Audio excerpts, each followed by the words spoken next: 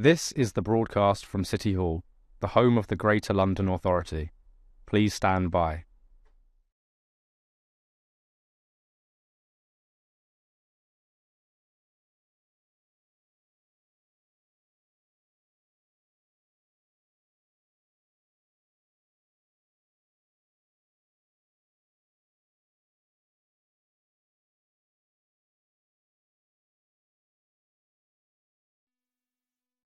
This is the broadcast from City Hall, the home of the Greater London Authority.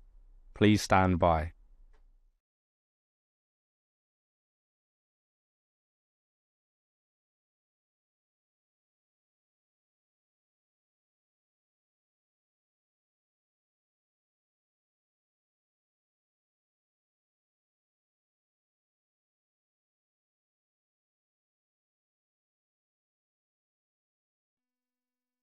This is the broadcast from City Hall, the home of the Greater London Authority. Please stand by.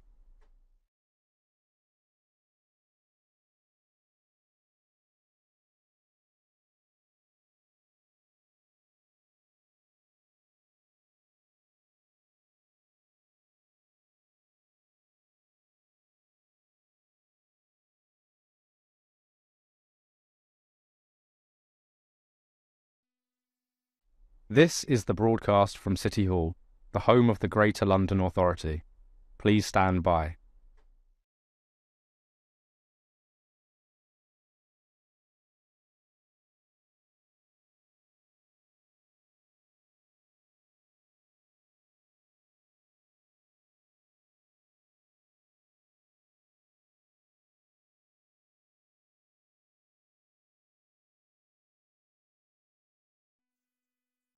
This is the broadcast from City Hall, the home of the Greater London Authority. Please stand by.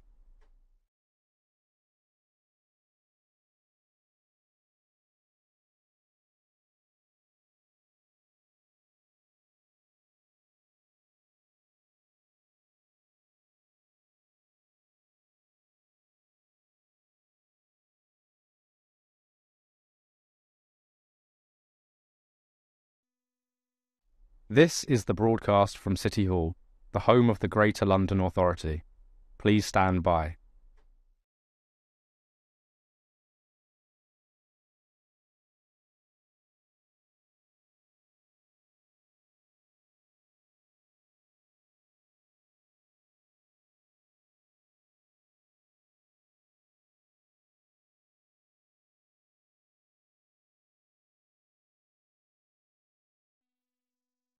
This is the broadcast from City Hall, the home of the Greater London Authority.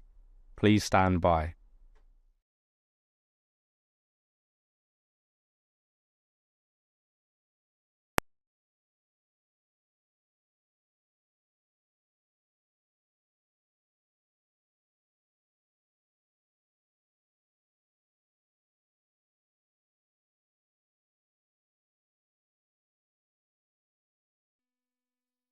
This is the broadcast from City Hall, the home of the Greater London Authority.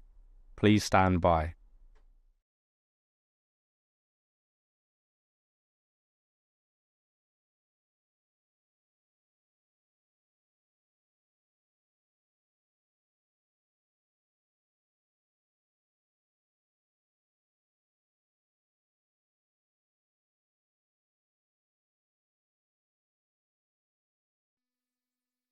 This is the broadcast from City Hall, the home of the Greater London Authority. Please stand by.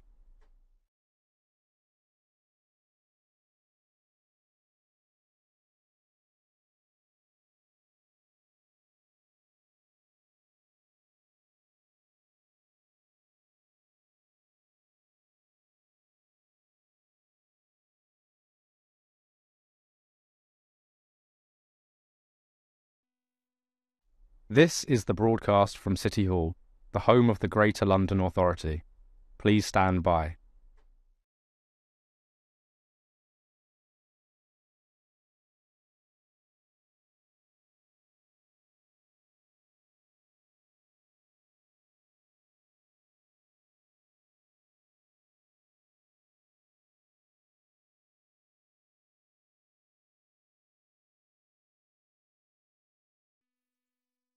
This is the broadcast from City Hall, the home of the Greater London Authority.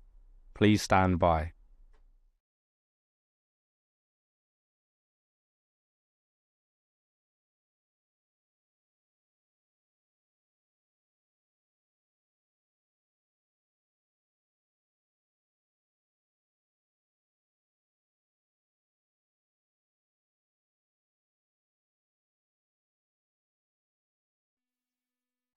This is the broadcast from City Hall, the home of the Greater London Authority. Please stand by.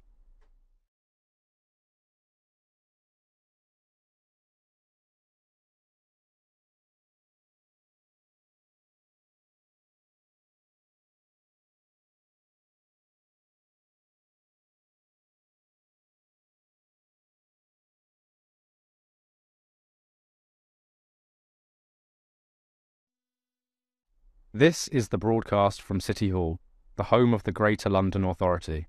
Please stand by.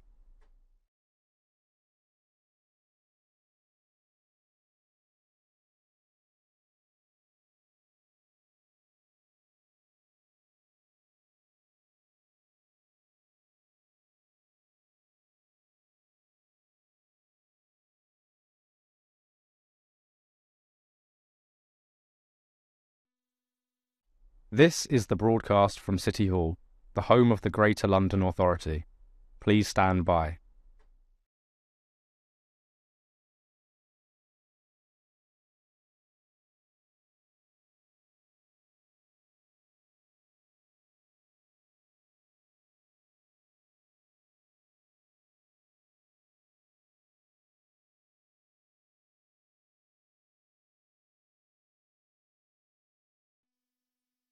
This is the broadcast from City Hall, the home of the Greater London Authority. Please stand by.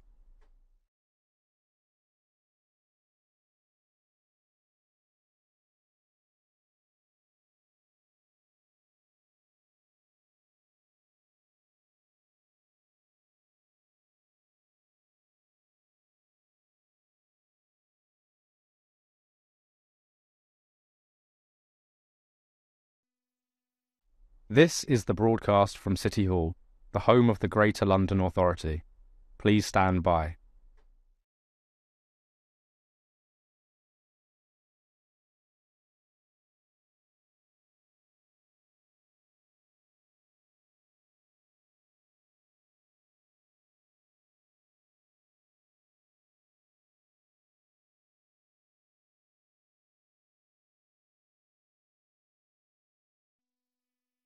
This is the broadcast from City Hall, the home of the Greater London Authority. Please stand by.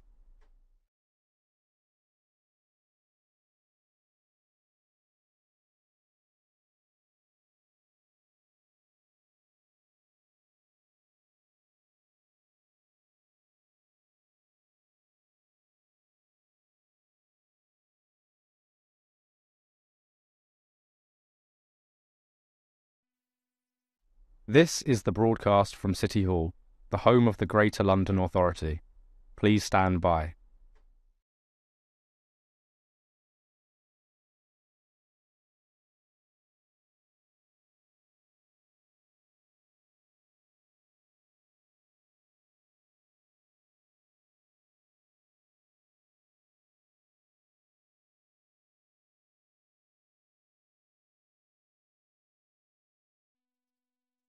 This is the broadcast from City Hall, the home of the Greater London Authority.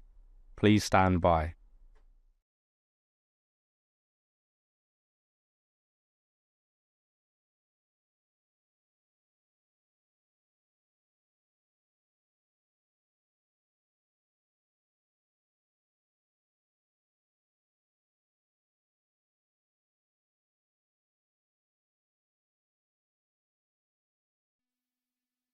This is the broadcast from City Hall, the home of the Greater London Authority. Please stand by.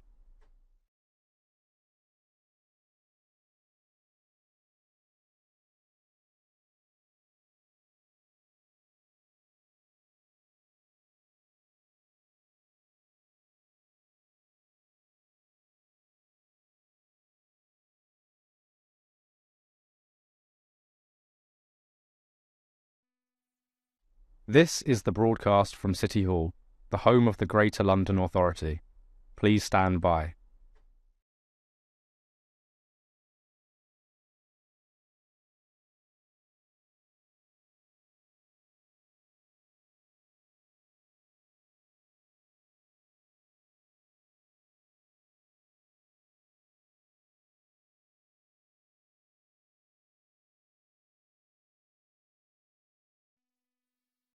This is the broadcast from City Hall, the home of the Greater London Authority. Please stand by.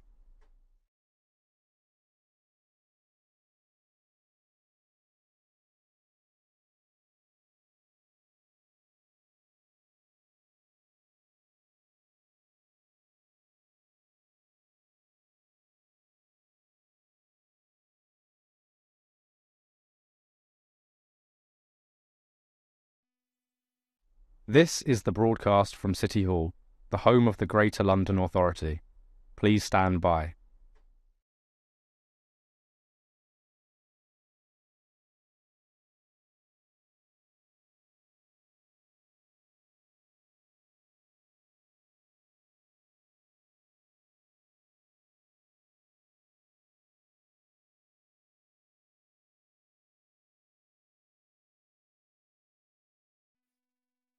This is the broadcast from City Hall, the home of the Greater London Authority. Please stand by.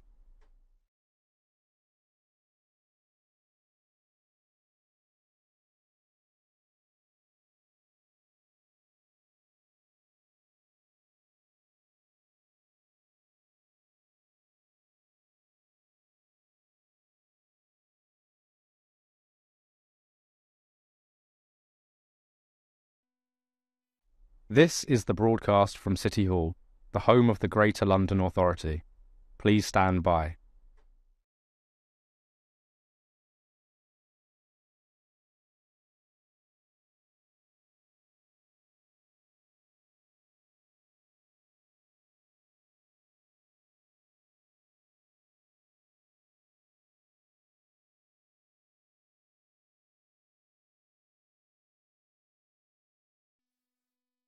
This is the broadcast from City Hall, the home of the Greater London Authority. Please stand by.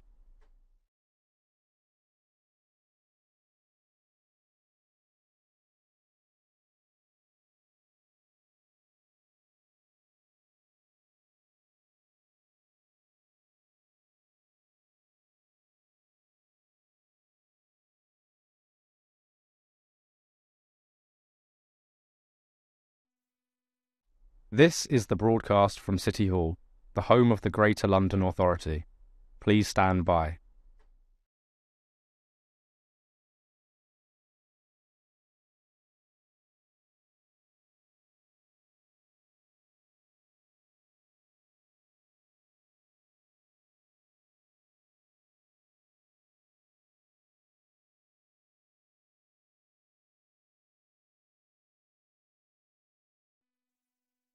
This is the broadcast from City Hall, the home of the Greater London Authority.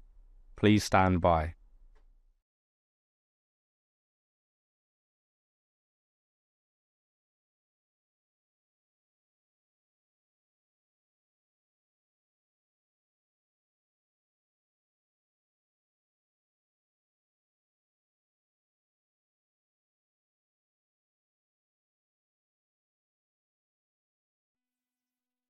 This is the broadcast from City Hall, the home of the Greater London Authority. Please stand by.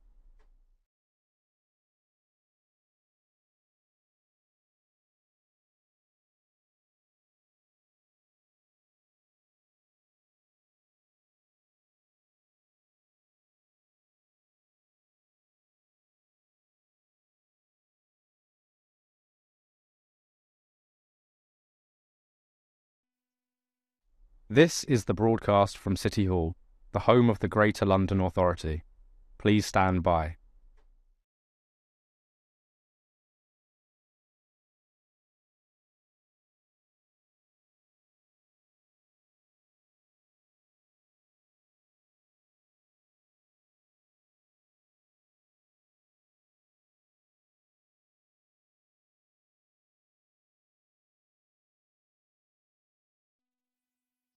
This is the broadcast from City Hall, the home of the Greater London Authority.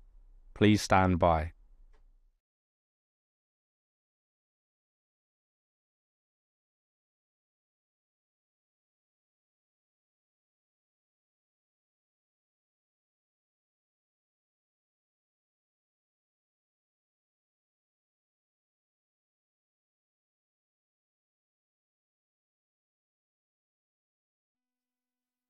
This is the broadcast from City Hall, the home of the Greater London Authority. Please stand by.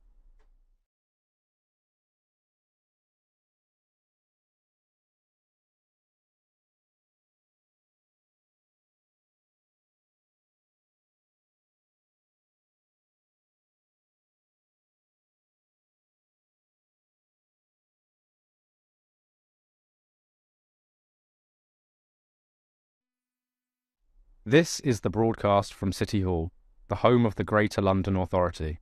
Please stand by.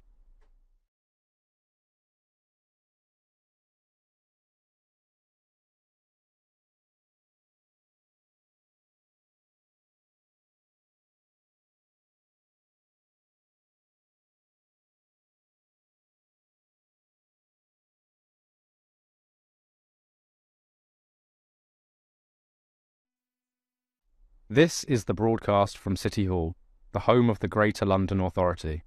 Please stand by.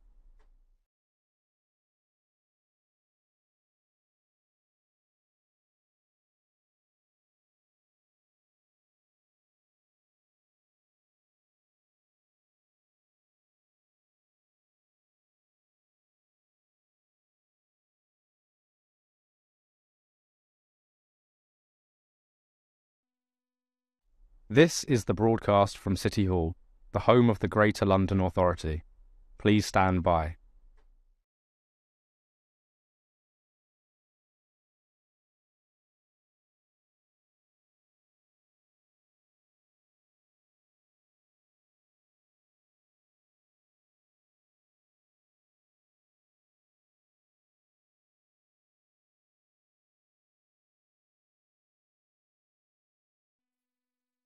This is the broadcast from City Hall, the home of the Greater London Authority. Please stand by.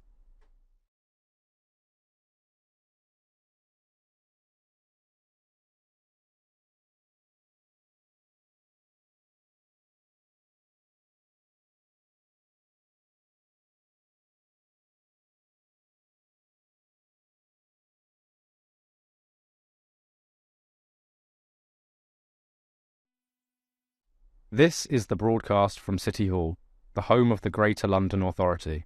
Please stand by.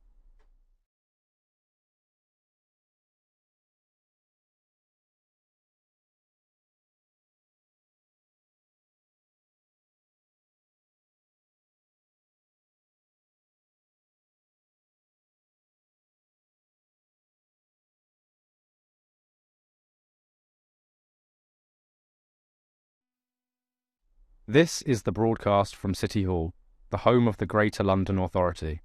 Please stand by.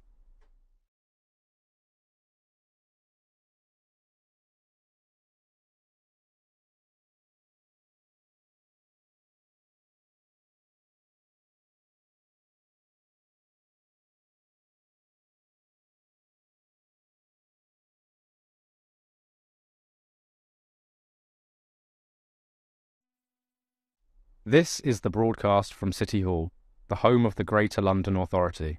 Please stand by.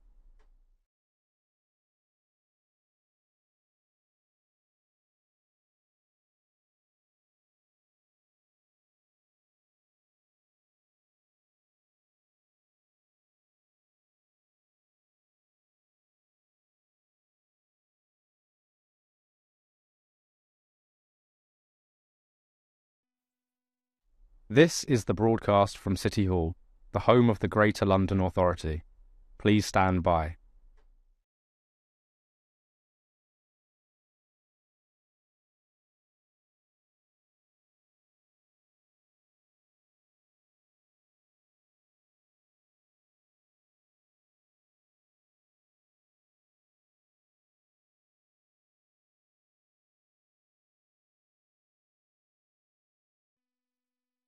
This is the broadcast from City Hall, the home of the Greater London Authority. Please stand by.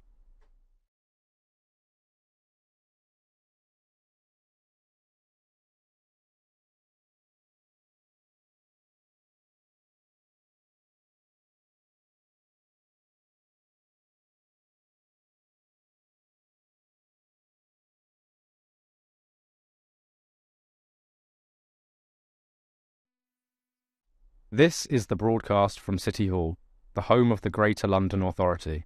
Please stand by.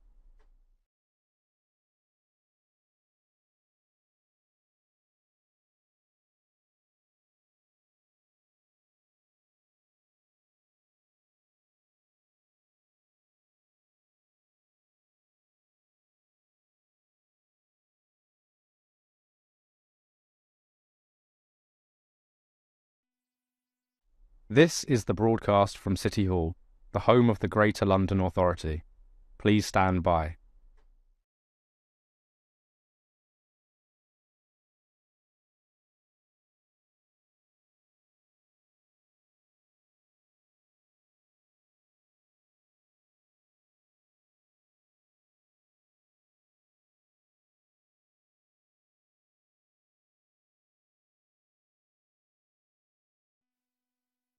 This is the broadcast from City Hall, the home of the Greater London Authority. Please stand by.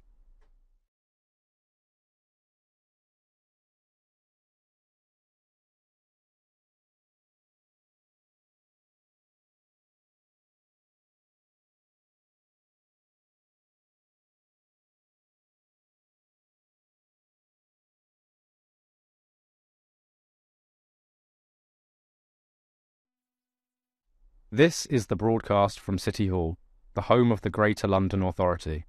Please stand by.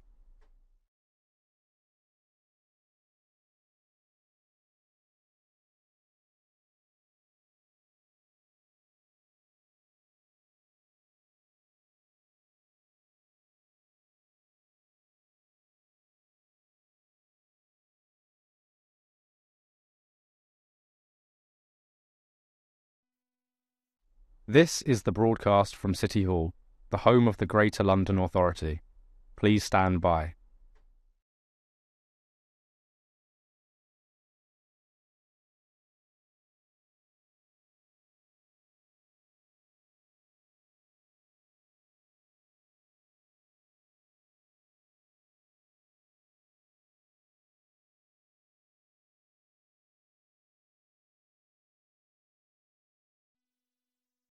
This is the broadcast from City Hall, the home of the Greater London Authority. Please stand by.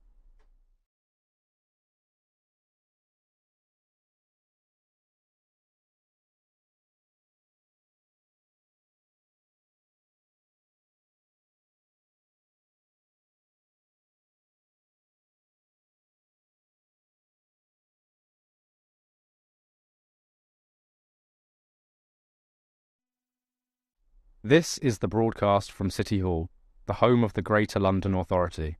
Please stand by.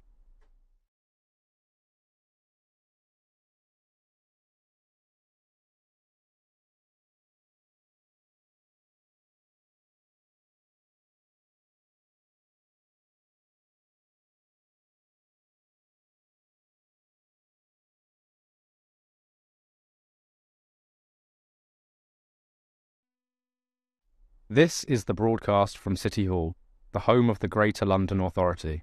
Please stand by.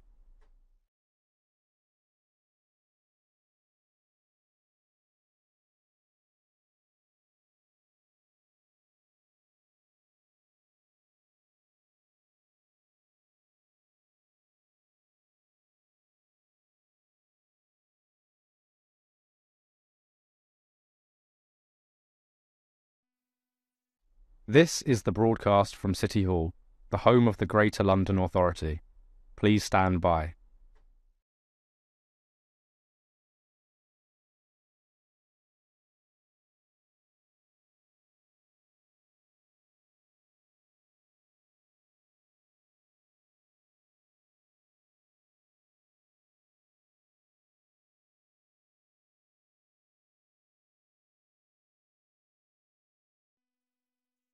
This is the broadcast from City Hall, the home of the Greater London Authority.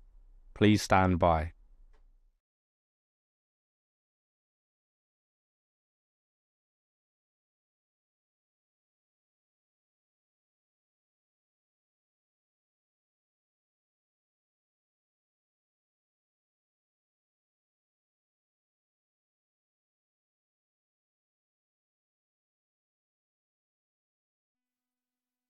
This is the broadcast from City Hall, the home of the Greater London Authority. Please stand by.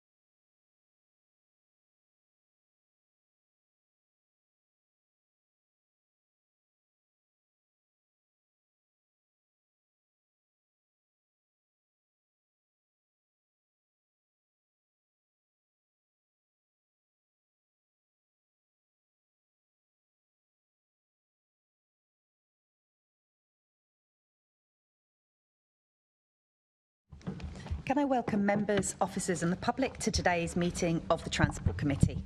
The main item for discussion today is accessibility and inclusion in transport planning. Please make sure that your electronic devices are switched off or to silent mode. And can I also ask guests and members to position their microphones so they can be heard clearly? So you might want to pull them a little bit closer. Thank you. Can I start by asking our clerk, Paul Goodchild, if any apologies have been received? Thank you, Chair. Apologies for absence today from Assemblymember Desai, and Assemblymember Clark is here as substitute. Thank you. And can I ask the committee to confirm the minutes of the meeting held on the 3rd of September 2024 to be signed by me as a correct record? And can I ask the committee to note the recommendations set out at item 2 and ask if members have any other interest to declare? Thank you. Can I ask the committee to note the completed and outstanding actions arising from the previous minutes of the committee and the additional correspondence received and sent? And can we note the responses from the Mayor of London to the committee's letter on outer London transport and the report Bus, Tram and Tube Safety in London as attached at Appendices 1 and 2? Thank you for bearing with us for that exciting rundown of business. So we now move on to our main item of business, which is a question and answer session on accessibility and inclusion in transport planning. And the session today will be divided into 2 panels, and I'd like to welcome our guests for this first panel. It's Dr. Liz Hind, Local Partnerships and Training Officer from the Women's Budget Group. Welcome, Liz. And Dr. Emily Barker, Research and Learning Officer for 4 in 10. Welcome, Emily. And Gideon Salutin, Senior Researcher for the Social Market Foundation. Welcome, Gideon. Thank you. So I'm going to ask the first question to kick off, and then we'll ask some questions broken up between you. But if there's at any point anything you want to add, please do gesture. We're here to hear what you have to say. Thank you. So the first question is to everyone. So do transport services in London currently cater to the needs of all Londoners? And why would you say that is or isn't so? Would anyone like to jump in? Liz? If you can press the button to... That's Sorry. it. Thank you. So at the Women's Budget Group, we're particularly interested in gender differences in transport, and what we will see in the evidence of women's transport patterns is women are far more likely to rely on shorter local journeys, so particularly bus journeys. Women are more likely to be using buses. Women are far more likely to be doing accompanied journeys as well, so care journeys, so accompanying both adults and children in care journeys. And we would advocate for far more gender-responsive budgeting and participatory planning in London, because I think that there are journeys and needs for transport which aren't currently being fully met for women in London. Hi. Yeah. So focusing in on low-income families across London, the evidence that we were able to gather showed that there's some real concerns about cost and the impact of that on making decisions in terms of where to go, when to go, being able to access education and work. Some other concerns are around crowdedness and using pushchairs. Quite a lot of our families use the bus, and if there's not room on the bus, they're quite stuck. And some other forms of transportation, like the tube, feel inaccessible due to cost, but then also the lack of lifts as well. And then I think the other thing to highlight is, as Liz mentioned, a lot of these journeys are care journeys, so they're juggling multiple children, or they're trying to drop off their kids at multiple locations. And so another concern is about reliability, and when they're waiting on a bus and they're late, if their work would penalise them for being late, school has very strict drop-off times. All of that kind of adds to the stress and anxiety that they've highlighted several times. Just to echo what Emily said, we do most of our research on low-income households. And low-income households, they often don't go to work during standard work times. They often don't use standard lines. And they tend to live in areas that have low bus access, which have also proven vulnerable to cuts. This leads them to rely quite a lot on cars. They're forced into car ownership. Academics call this forced car ownership, and as a result, they have to spend more. The average bus costs, of course, less than £2 in London. The average car ride costs over £6 if you include all those elements, the ordinary purchase price, gas. And these tend to increase costs in low-income areas, especially in outer London. So in inner London, sustainable trips, that includes cycling, walking, and public transport, make up 70 to 96% of all trips. Outer London, it can be as low as 39%, with a high point of 73%. So you're starting to see this really widening disparity, which exacerbates income poverty and creates this feedback loop where you see more and more people going into income poverty as a result of the extra car costs that they have to deal with. Thank you. Those are really helpful. I'm now going to hand over to Assemblymember Bukhari. Thank you, Chair. I'm going to be focusing on women. So, Liz, this is going to be mainly for you, and the work that the Women's Budget Group did, specifically on their report on the public transport and gender. If we were to have a gender-inclusive transport system, what does that actually look like, and does London currently have one? I think I know the answer to that, but I'd love to hear your response. So I've spent a lot of time in preparation for this panel investigating what data we do have on women's travel patterns within London, and I think my fellow panellists would agree that actually that data is not great in understanding exactly what the differences are in London.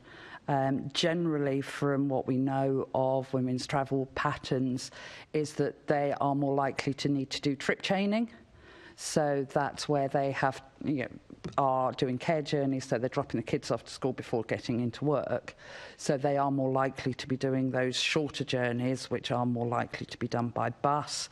And as Emily was talking about, that's failing to plan around those sorts of journeys are having their knock-on effects to the sort of employment opportunities that they can take up and educational opportunities, and have all sorts of knock-on effects to that. With Gideon's point about cycling, women are far less likely to want to get on a bike because of safety fears. And the work that we've seen done on this internationally, because I've had the opportunity to go and travel around European countries to see what they do, is we can have a gender responsive approach to transport planning with London, which would have really good, brilliant knock-on effects to women's life choices and, you know, women's ability to take up paid employment.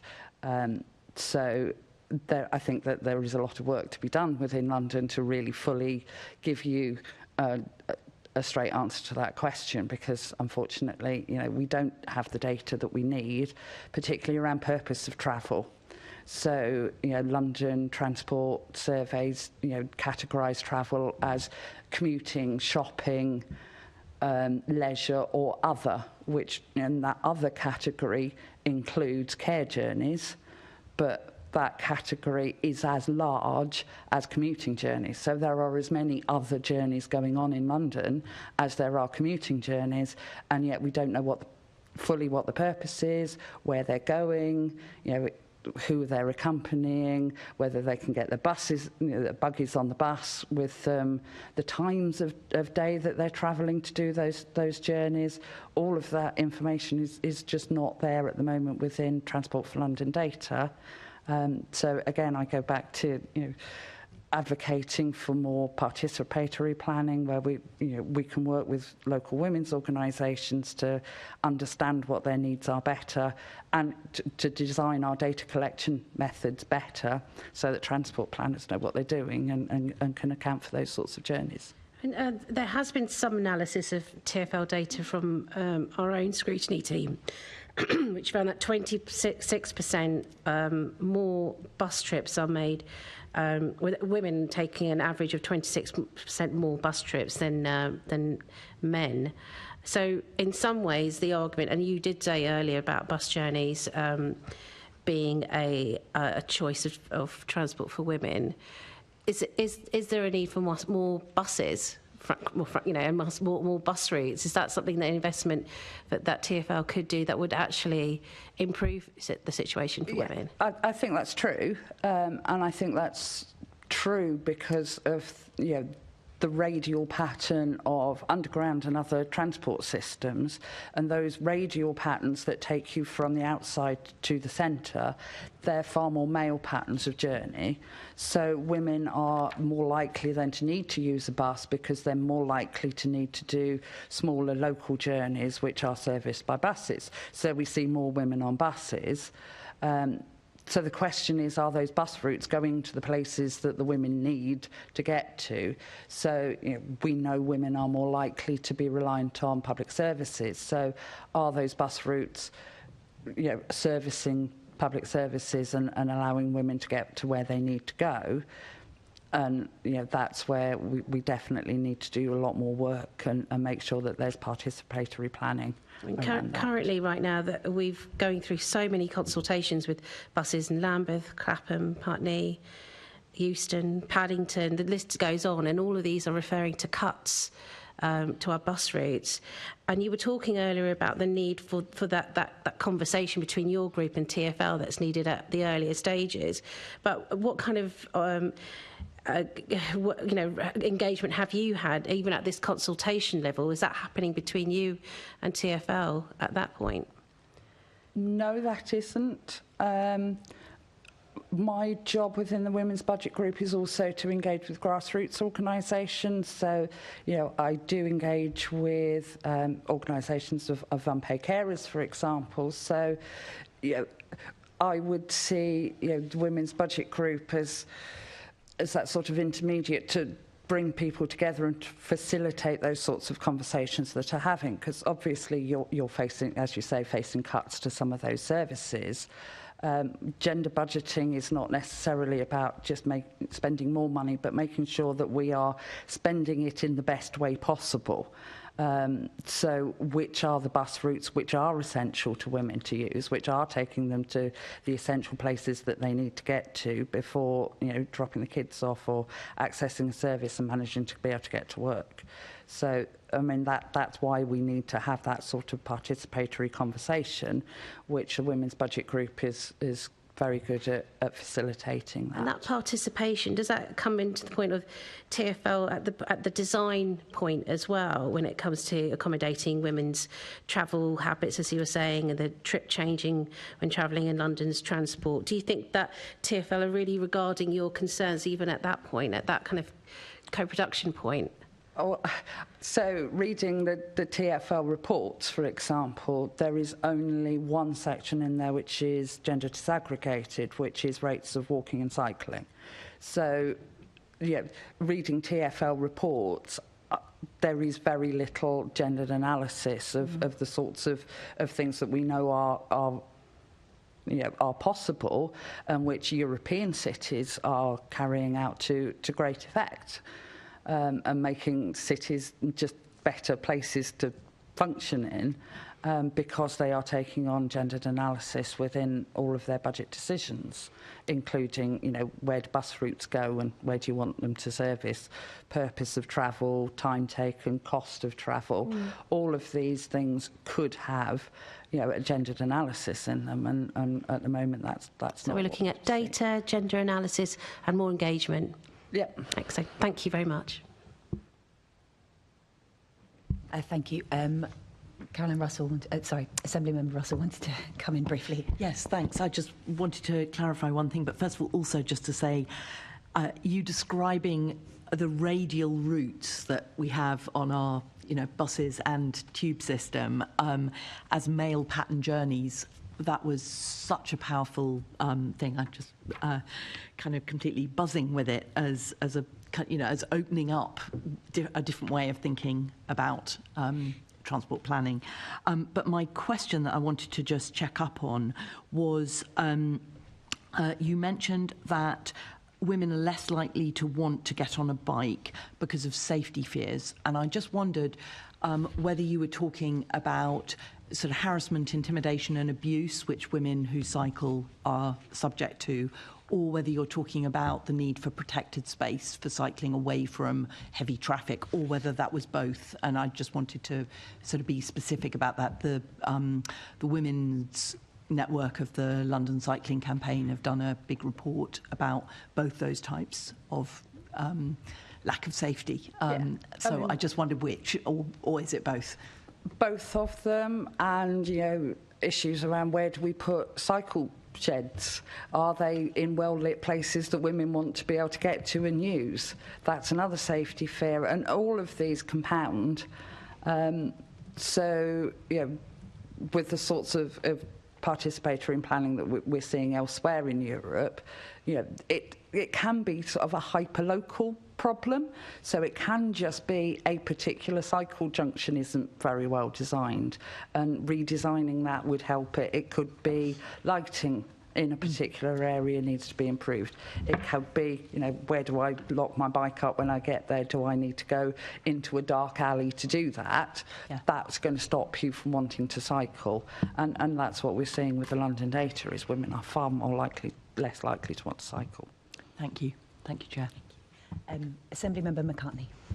Thank you. And I'm going to continue about women and transport. And obviously one of the barriers to women is being safe, but also feeling safe. And I just wondered if you have any ideas about what you would like to see TfL do to reduce that barrier. So there are multiple reasons why women are not feeling safe on public transport. So, genuine experience of sexual assault. So, we've seen the the bystander training on tube, which is a really good initiative to try and help women feel less concerned. Obviously, travel at night is still a huge issue. Women finding themselves waiting in places that are abandoned. The design of bus interchanges can be an issue, so you can find yourself, even though you're in a large interchange, the way that it's been designed forces you to stand by yourself in a place where you can't be seen. So that's something that we could look at as a real improvement that could be made. Wayfinding is a big issue for women. So you're getting off the tube and you've got to find a bus. is there a sufficient wayfinding to make you feel safe to do that and to get around? So, yeah, lots of different issues, which again compound and just make you feel less wanted and welcome in, dark spaces where you find yourself by yourself. We would also want to look at, again, hyperlocal issues like particular tube stations, where are staff deployed on that tube station so that they're having the maximum effect of making people want to use that tube station and feel safe. Thank you. I don't know, Dr. Barker, if you want to add. Yeah, I just wanted to add, I really appreciate the question, because fears of safety both impact the experience but also the choice to move or not use public transportation. We've heard from young people about the concern of not wanting to leave their borough, not wanting to leave their local area because they either have themselves experienced a sexual assault or have heard about it and know that there's a risk. And so for them, it's mixed, but they in general do want more police presence, more sense of someone who is there on their side, and also thinking about those it gets dark a lot earlier and helping with that transition that it's well lit, and also that those areas where it can get quite quiet and you feel isolated, those are the areas to prioritize, because it's there where you don't know where to turn for help, and then as a result, young people end up just staying home more often. Obviously, the Mayor has said that any London transport station will always have a member of staff. It will always be staffed. We don't have the same thing necessarily on our Network Rail services. Does that make a difference, but having staff at stations? Yeah, I think so. I think it'd be interesting to engage in some data collection to find out do families and young people feel that they're aware of that, and that it's both the promise of it as well as when I needed a staff member, was there a staff member that I could find? So I think collecting that data would be really, really valuable, because that helps feed into the kind of that root question of it can get safer, but it also has to feel safer. So the more that people hear positive stories of I needed help and I found it, I think that plays into it overall. Thank you. And Gideon, I don't know if you have anything to add to this around safety and women in particular. I think these two can answer it far better than me. Thank you. And then my last question then is just to Dr. Hind, and that's about the gender responsive budgeting. Now, you said some European cities have got this right. I just wondered whether you can tell us which ones have and what impact that has had on women's lives and what you would like to see TfL adopting. So gender responsive budgeting, it's something that 62% of countries in the OECD have now adopted. The UK has not as yet adopted that.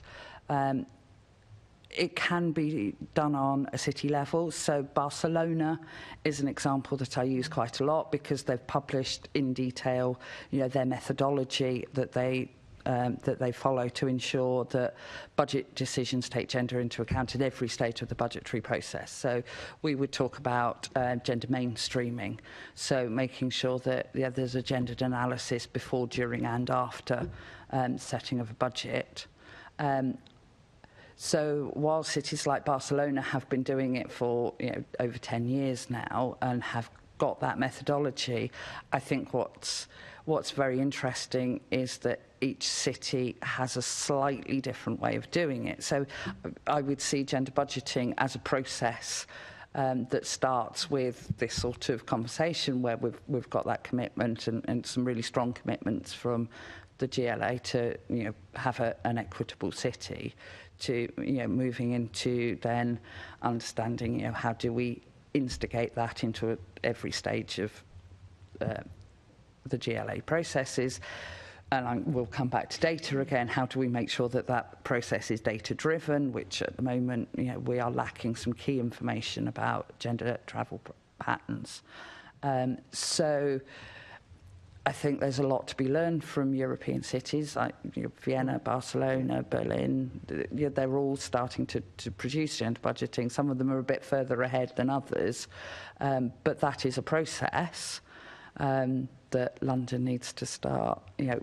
I think it can take a shortcut by looking at some of those productions, but we would really welcome that opportunity to bring maybe gender budgeters from other cities into London and have those sorts of conversations and see how we can instigate it and really fully have it within London. Thank you. And although they might have got the processes right and embedded in Barcelona and Vienna, has it had any impact on actual services? That's what I want to get at. Yes. Where women are doing better, men are doing better. We are just seeing just nicer cities that just function better, because having a gendered understanding of transport. I mean, what we're talking about with women's transport, it's enabling things like care journeys, enabling that sort of activity to happen, which then, of course, is going to have knock-on effects to all sorts of other areas of, women and men's lives within London. So, these cities are using this process and gaining more understanding as they go through it, and it is creating a nicer, more positive city for everyone to live in, with huge knock-on effects to, employment and, children's poverty and, all of the other, sport participation. All of these sorts of things, have transport at a root of them, particularly, in London. And, if we got bus networks right, we would be able to enable so much activity, which, it's just going to make London a nicer place to be in. Okay. Thank you. Thank you, Chair. Thanks, Assemblymember. Before I pass on to Assemblymember Prince, I just wanted to abuse my chair's position very slightly, because very late last night I had an email from a resident which was so incredibly relevant to this conversation. It was bizarre, and it was on. It's about some changes to bus routes, the W12, W13, and W14, who are actually some of which is in Assemblymember Prince's patch, and the concern was that because these are local buses, that they some of them trundle around estates and things like that, that basically it was being cut on the basis of very blunt numbers, and that because of the lack of data, disaggregated data, then it just wasn't being seen, the impact of that. And the resident who wrote it, put a very extensive quote into a very good book, which I'd forgotten had anything about transport planning in it, which is Invisible Women, which is by Dr. Caroline Criado Perez, which made a point about data, but also made a point, and I'm going to be a little bit cheeky, which is that transport is highly male-dominated. And we actually have, we do as a committee, I mean, we are very, we've got a really diverse committee here, but we do often struggle to get guests who aren't men into it. Is that a problem when actually the planning is being done that, through no fault of their own, don't have the data and don't necessarily have the lived experience? Is that something? And do we need to be encouraging more people at an early stage to think about this as a career?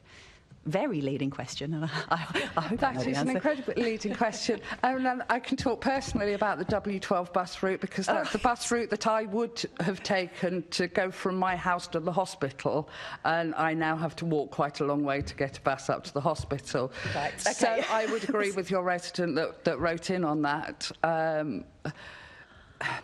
So, I mean, yes, transport planning has been traditionally done by men, and transport is still seen as something which is quite technocratic, and it's engineering, and it's still something which still attracts men in order to be able to do it. So, I mean, I think we go back to what I was advocating for. We need to make sure that when we are at the early stages of planning transport or looking at particular bus routes, that it is done in a collegiate environment, because it's not their fault that they've gone into transport planning and found themselves with lots of men. And I'm sure there are some really good transport planners out there who don't have that experience. So the question is, how do you get those people and have a positive conversation with grassroots women's organisations and, women's organisations like Unpaid Carers, who don't have the time to come and sit in committees and would find this experience of sitting on a panel so excruciatingly awful that they're never going to want to do it. So how do we get those people together in a room, make sure that those conversations are positive? You need to have some sort of form of facilitation in there so that everybody's working in a collegiate environment and planning it together and problem solving together, rather than it being a us and them sort of situation. And also, of course, invest in STEM activities for girls so that we're encouraging girls to go into STEM careers. Thank you very much. And I promised committee I didn't know Dr. Hind was a W12 user. Over to Assembly Member Prince. Thank you. It's funny, actually, because I have been doing some work on that W12. I did raise it with the Mayor. I did have a meeting with the head of route planning last week, and this week I got the resident to go on a bus ride with some of the planners so that she could explain to them the difficulty around the Whipps Cross and the way they've changed it. And I've also, just today, I think it was, or yesterday, I had a letter from the Deputy Mayor who I wrote to as well. To be perfectly blunt, they're not interested in your problems. They're just going to run it as it is because it's more efficient, it saves them money. And in spite of my resident pleading with them, they said they're going to keep it like that for the next 6 months at the very least. I'm very disappointed, actually, in the way that they've dealt with it. I mean, I appreciate they have spent their time dealing with it, but very disappointed they're not just taking on board the needs of the residents. It's all about what's profitable, and I think that is part of the problem. Anyway, better ask you a question, I suppose. So, it's quite funny, actually. The question is, how could TfL plan its provision of services to better support children and young parents? Yeah.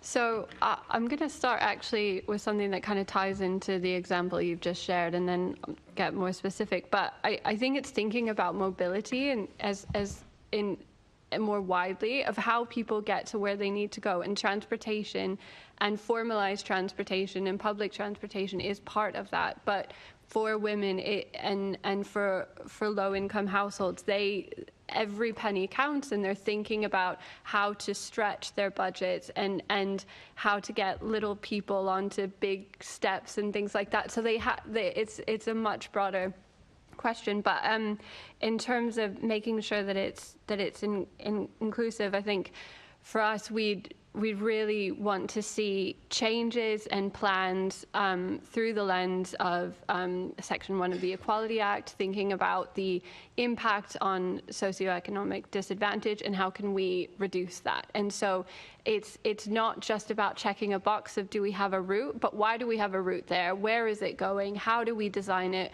in mind with the bodies of children and the economic challenges that they've got. It's great that children can travel free. That's brilliant, but the cost is still prohibitive for younger or for older children rather, and then for parents who are thinking about how many journeys do they have to take. So looking at it in the main about how to evaluate it. A couple other kind of key issues that have come up with parents, and I've mentioned it already, but they need to use push chairs, and it's really hard to get around. when I was preparing for this, I was also just thinking about pavements and thinking about getting to the bus stop and getting to the tube station.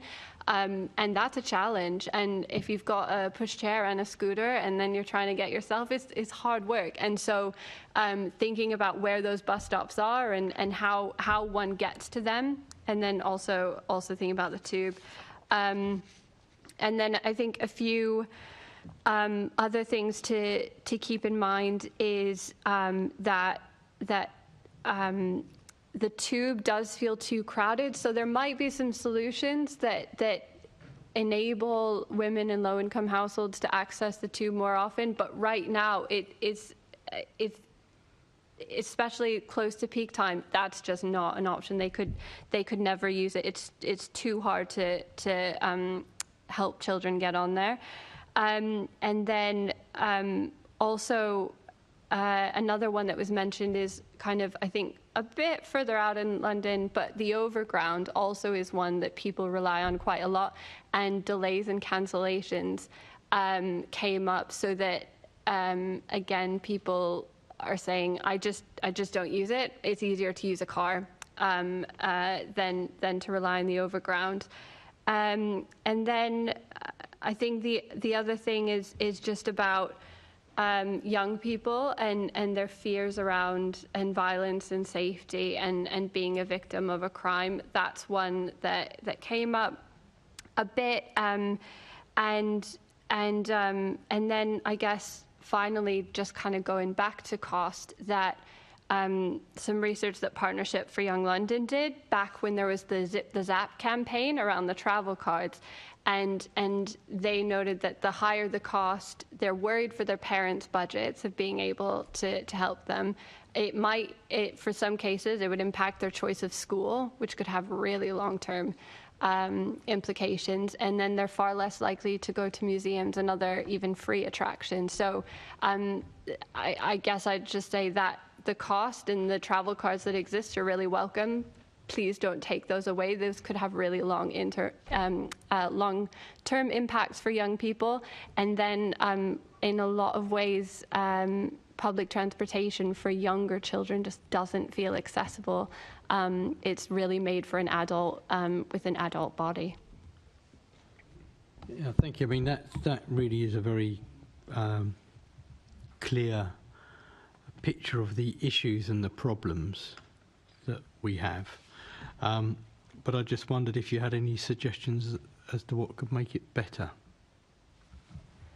Yeah, so I think I'd speak more to process rather than specifics. I mean, I think in general, I'd say more bus stops closer together, thinking about tube stops and kind of expansion of lines and where that goes, looking at where that is in relation to schools and in relation to GP surgeries, because these are the places where parents are taking their kids more frequently. So it's in that, but the process, I would say, is using that Equality Act to kind of get into the how is this going to make it better? And how is this going to reduce economic disadvantage? One group that we're really concerned about in London is families in temporary accommodation. And that's because not only are they experiencing homelessness and they're stuck in a system, and we've got a crisis around housing, but they're moved multiple times, and so this impacts their transportation and understanding new routes and costs. And so I think thinking about that group, and one solution could be helping to ensure that when families are in temporary accommodation, that they receive additional support for transportation as one solution that is kind of helping to fix and be part of a larger problem. But this is a group that are telling us they are isolating themselves across London because they have so little resource and their lives are so disrupted, so that accessing food banks, accessing support services is really difficult. And so cutting the cost for that group could, while not changing the structure itself, help them to access it better. I think you make a very good point, because I think the bus stops and that mainly are traditional, and are looked upon as being a fixed asset. Whereas you're quite right. I mean, there are new schools. There is a change of provision. Some schools merge and so on. So and doctors' surgeries and so on. So I think that's a good point that they should actually review on a timely basis where the buses are going to stop, especially in relation to Whipps Cross Hospital, I think. Thank you. Thank you. Assembly Member Tyrrell. Thank you, Chair. This is to Dr. Baker, or Dr. Barker, sorry. What do you think TfL could do to reduce violence affecting young women on public transport and make it easier, and make its services easier, safer, and more accessible for them? That's a big question. I think there's a couple of things that are being done, but I think could be done more or perhaps better. One is encouraging. I think there can't be a police officer on every tube carriage, and there can't be on every platform and on every bus. But there are a lot of people, and I think if someone I think better awareness about how to help protect women. So we know our See It, Say It sorted, and that's brilliant. But I think even more confidence building that a bystander can become a support when they see something happen. I think for young women and girls, I think it's tough because the research has shown that there's just a lot of awareness that it's not safe, that I need to think about what I'm wearing, that I need to think about the time of day of travel. So that's embedded as a survival mechanism. So to undo that it has to be earned. So I think helping call out unwanted behavior and criminal behavior would be crucial. I think as well helping I guess back to the data question of understanding where and when girls feel that they're able to travel, that young women feel safe and when they don't feel safe, so that we've got a really clear understanding of where to prioritize our assets. Going back to well-lit areas is really important. And I think even looking at travel routes and kind of understanding where young women are traveling and when they're going might give us some really good ideas about how to tackle this problem, apart from just police everywhere. Thank you for that. So a couple of months ago, myself and a couple of other Assembly members as well attended First Group's launch of their report into Next Generation Rail and get a report they'd done working with young people around getting more young people back onto the railway and enjoying using the trains. Just wondering, did your group contribute to that report, or were you engaged at all in that report? Okay, fair enough. Are you aware of the report? No, fair enough, I won't ask the question then. So turning into turning into Dr. Hind then, and particularly around women's safety. And again, I know in this conversation we've had a lot about actually on the tube. Do you engage with women who smoke out of interest in how they find the public transport network? Sorry, are you asking about women wanting to go and have to smoke? Well, yeah, but I thought before I asked to supplement drug leaning. So basically, something I'm aware of, particularly around Victoria Station, this seems to be an issue, is that the smoking area at Victoria is out in the open, and women who smoke there particularly become the target for people quite aggressively wanting to go and have a cigarette from them and whatnot. I know there's been a number of issues there, and I know from talking to the police it's an ongoing issue. So my question was around how you feel, whether you've about how women feel both safely on the train and at the platforms, and what you think can be done to address that. Well, I mean, that's one example that you've got of where women are having to leave the trodden, brightly lit spaces to go outside. So yes, those are places where you expect that if you are going to have unwanted attention, that's where it is. And as a woman who smokes and uses trains, yes, that happens to me frequently. So I'm trying to give up, honest. So, I mean, yeah, we go back to a point that I make earlier about, you know, some of the issues that face women are hyperlocal.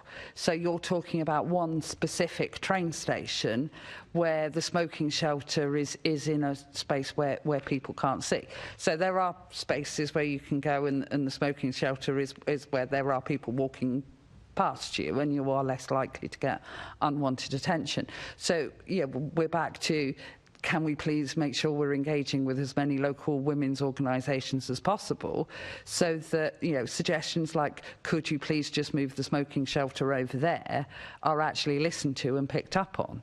But, you know, we need... So yeah, I suppose that kind of links to the point. So I think it's not just Victoria. I know Euston as well has a particular... They seem to have got better at it, but it's for me it's not so much about the fact it's the location of the shelter, so to speak. It's that women in particular, I found through communication, are being particularly targeted because they're seen as, for want of a better phrase, easier targets, especially when individuals get aggressive. And that's my point, is do you feel then that, or what it sometimes comes across is that because smoking is seen as a bad habit, that it's not really up there as a concern for trying to tackle safety in those areas on the public transport network? Would you agree with that as a statement? Well, I mean, smoking is a bad habit and we all ought to give up smoking. But, I mean, yes, you get pushed into areas where nobody else wants to go, next to the bins and in the dark corners.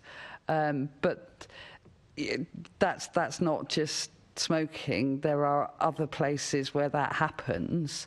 You know, we were talking about interchanges earlier and getting off the train and having to go and find the next step of your journey. Sometimes you get pushed into those spaces where there aren't that many people. And yeah, any time that you end up standing by yourself for a short period of time, yes, you will get hassled, and men will approach you and want to be your friend and talk to you and won't take no for an answer. I mean, I've got quite good at just turning my back and ignoring them, but, you know, I shouldn't have to. And you know, I shouldn't, and other women who are less capable than me to tell them where to go shouldn't have to be in those situations, because we ought to be able to plan those transport routes better. No, thank you, Phil. I completely agree with that. I'm going to hand back to the chair. Thank you, Assemblymember Toll. I did wonder where you were going with that for a moment, but there we are. We go definitely. I just wanted to pick up on one issue to Emily. So we've talked about young women. Wanted to specifically ask about young people travelling to school, and particularly boys. And certainly, I'm hearing that there's quite a concern, particularly when they're on buses, that they may come under threat of violence. And is that something that you're aware of? And do you have any thoughts about what TfL could do to make those spaces feel safer for children going to school? Yeah, I looked into this and I really struggled to find... I have some anecdotal evidence around this happened to me, and it might feel more comfortable to walk instead of using the bus, and kind of those kinds of things. So in terms of having some surefire solutions, it's a bit of a challenge. I'll be honest. I think it's something to really look into, because it connects to a relationship with school and attendance, and it could have quite a significant impact. So I think if it's, we hear a lot about bullying on the school or on the bus on the way to school. So whose responsibility is that? Is it the bus driver? Is it the school? Is it the parent? I think we need to take that seriously, and I think we need to connect those dots a little bit. So it might not be the bus driver's responsibility to anticipate that, but bus drivers should know that that's happening. And in the same way that if a woman was being harassed on the bus, that there are young boys that are experiencing that as well. So what do we do about that? What do we look out for? What are the signs? So I think a bit of education, but then also supporting young people and having school and parents making sure that they're talking, and if there are individual solutions to that, doing so.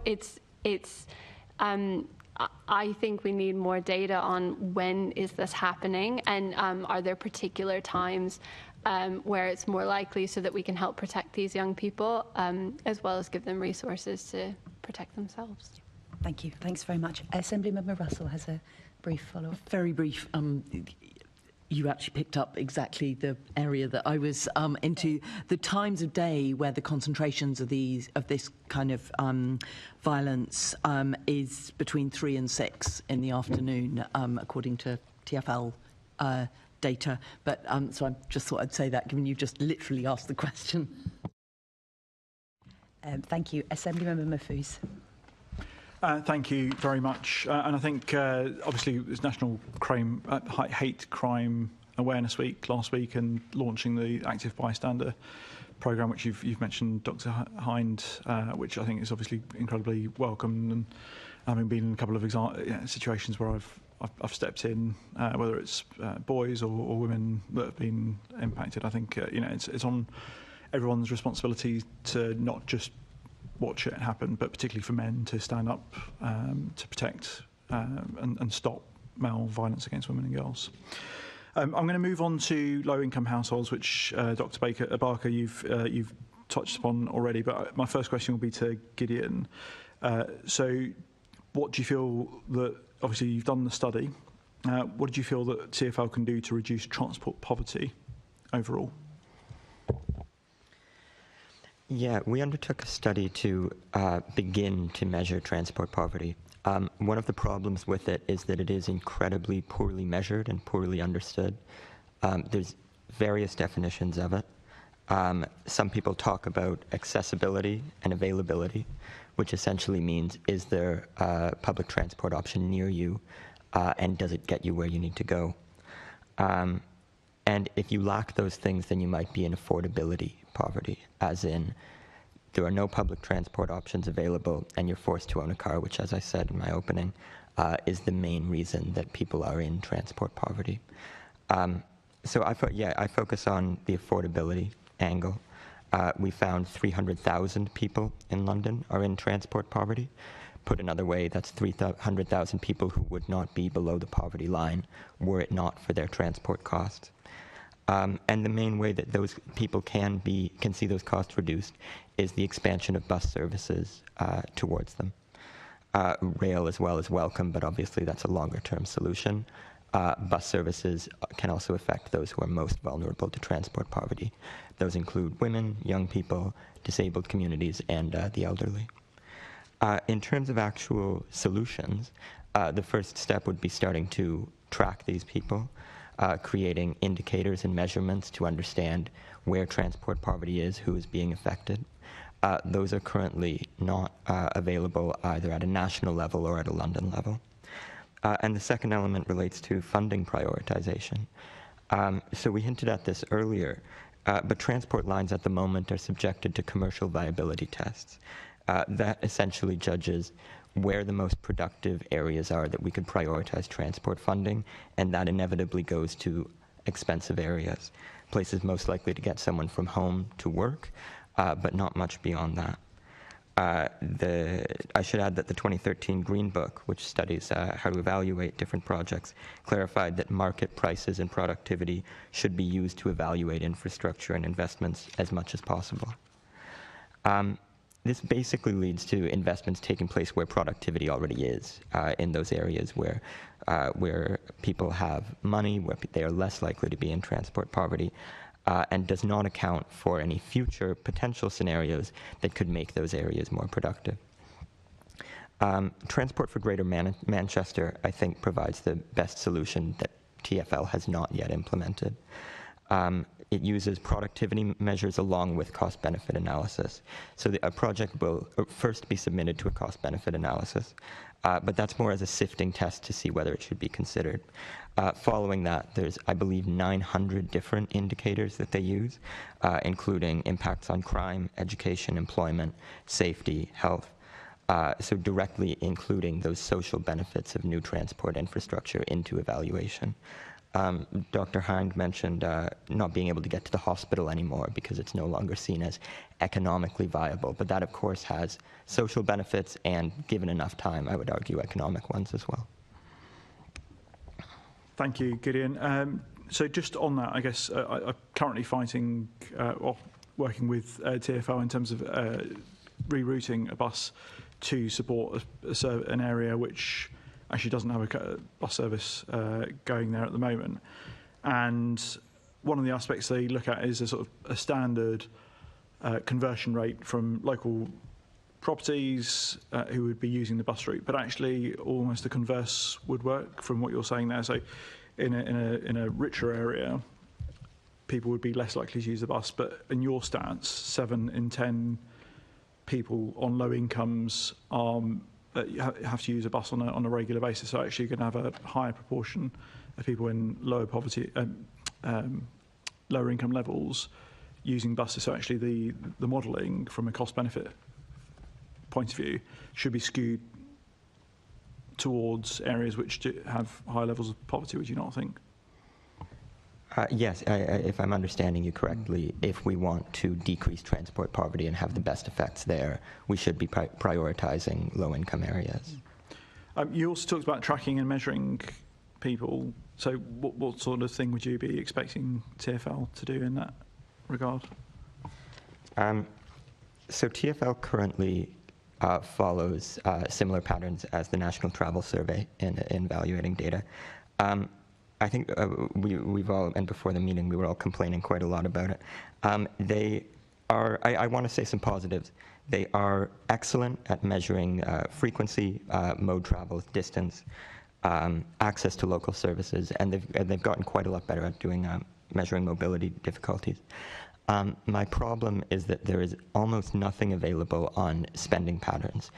There's very little on who people are that are traveling on an income-based level, and there's very little on how much they are spending on their travel, whether that be on public transport or private transport. So ideally, you'd want to develop indicators of transport poverty that could measure that, could measure both accessibility and availability of transport services, as well as affordability. How much does this household make in income, and are they spending enough that they are pushed into poverty as a result? And therefore, if many people are facing that position in a neighborhood, it should be prioritized for better access to bus and rail.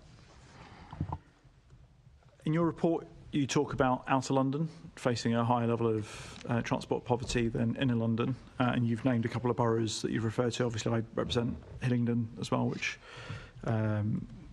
clearly sort of very much falls into that Outer London bracket. What could TfL be doing in particular to reduce transport poverty across Outer London? I think I mentioned these stats already in my opening remarks, but Outer London has far more reliance on cars. It's just a reality of living there. Almost every household either wants a car or already has one, and it massively increases their expenses. Those areas have also been subject to cuts in bus services over the last 8 years. I ran the numbers before I arrived. Of the areas facing transport poverty of 10 or 20%, the average bus cuts have been 11% relative to the population. So that means that's more people facing more forceful pressures to go into their cars. And so the ideal way to solve that would be to spend more on those areas. Of course, that's not only a TfL decision. They also need the funding to do so. But the number one solution is more access to bus. So this is a question to all of you. So low-income households, women, young people are all more likely to use the bus as the most affordable form of transport in London. Do you think London's bus service, including the night bus service, currently meets the needs of those it serves? And if not, how could CFL do, what could they do to design services to become more accessible and inclusive? So, Dr. Hine, do you want to start? So I think we would first want, from a gender point of view, we would first want more information about the services that women are trying to access. We know that women are more likely to be reliant on public services, and those are the sorts of places that we need to prioritise bus routes for them so that they can do the sort of trip training that I was discussing earlier.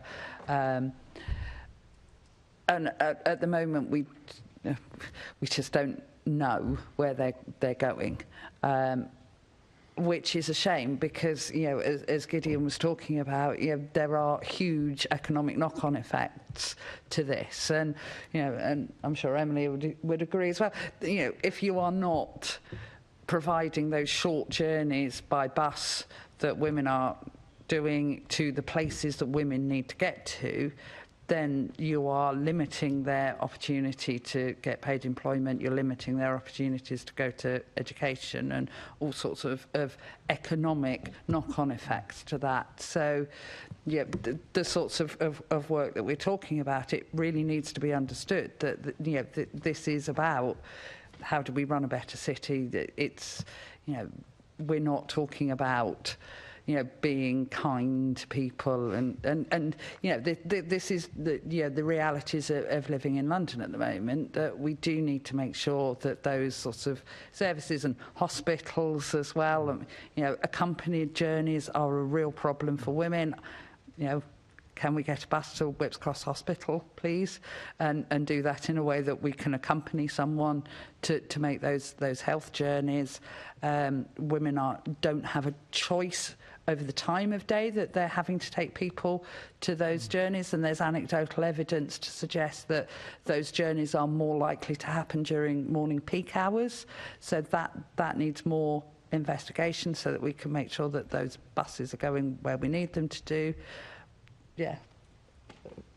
Yeah, I'd agree with everything that Liz has said. I think the data we do have is telling us the buses are the way that low-income families and women move around the city, and the other options are bonuses that are sometimes used but far less often.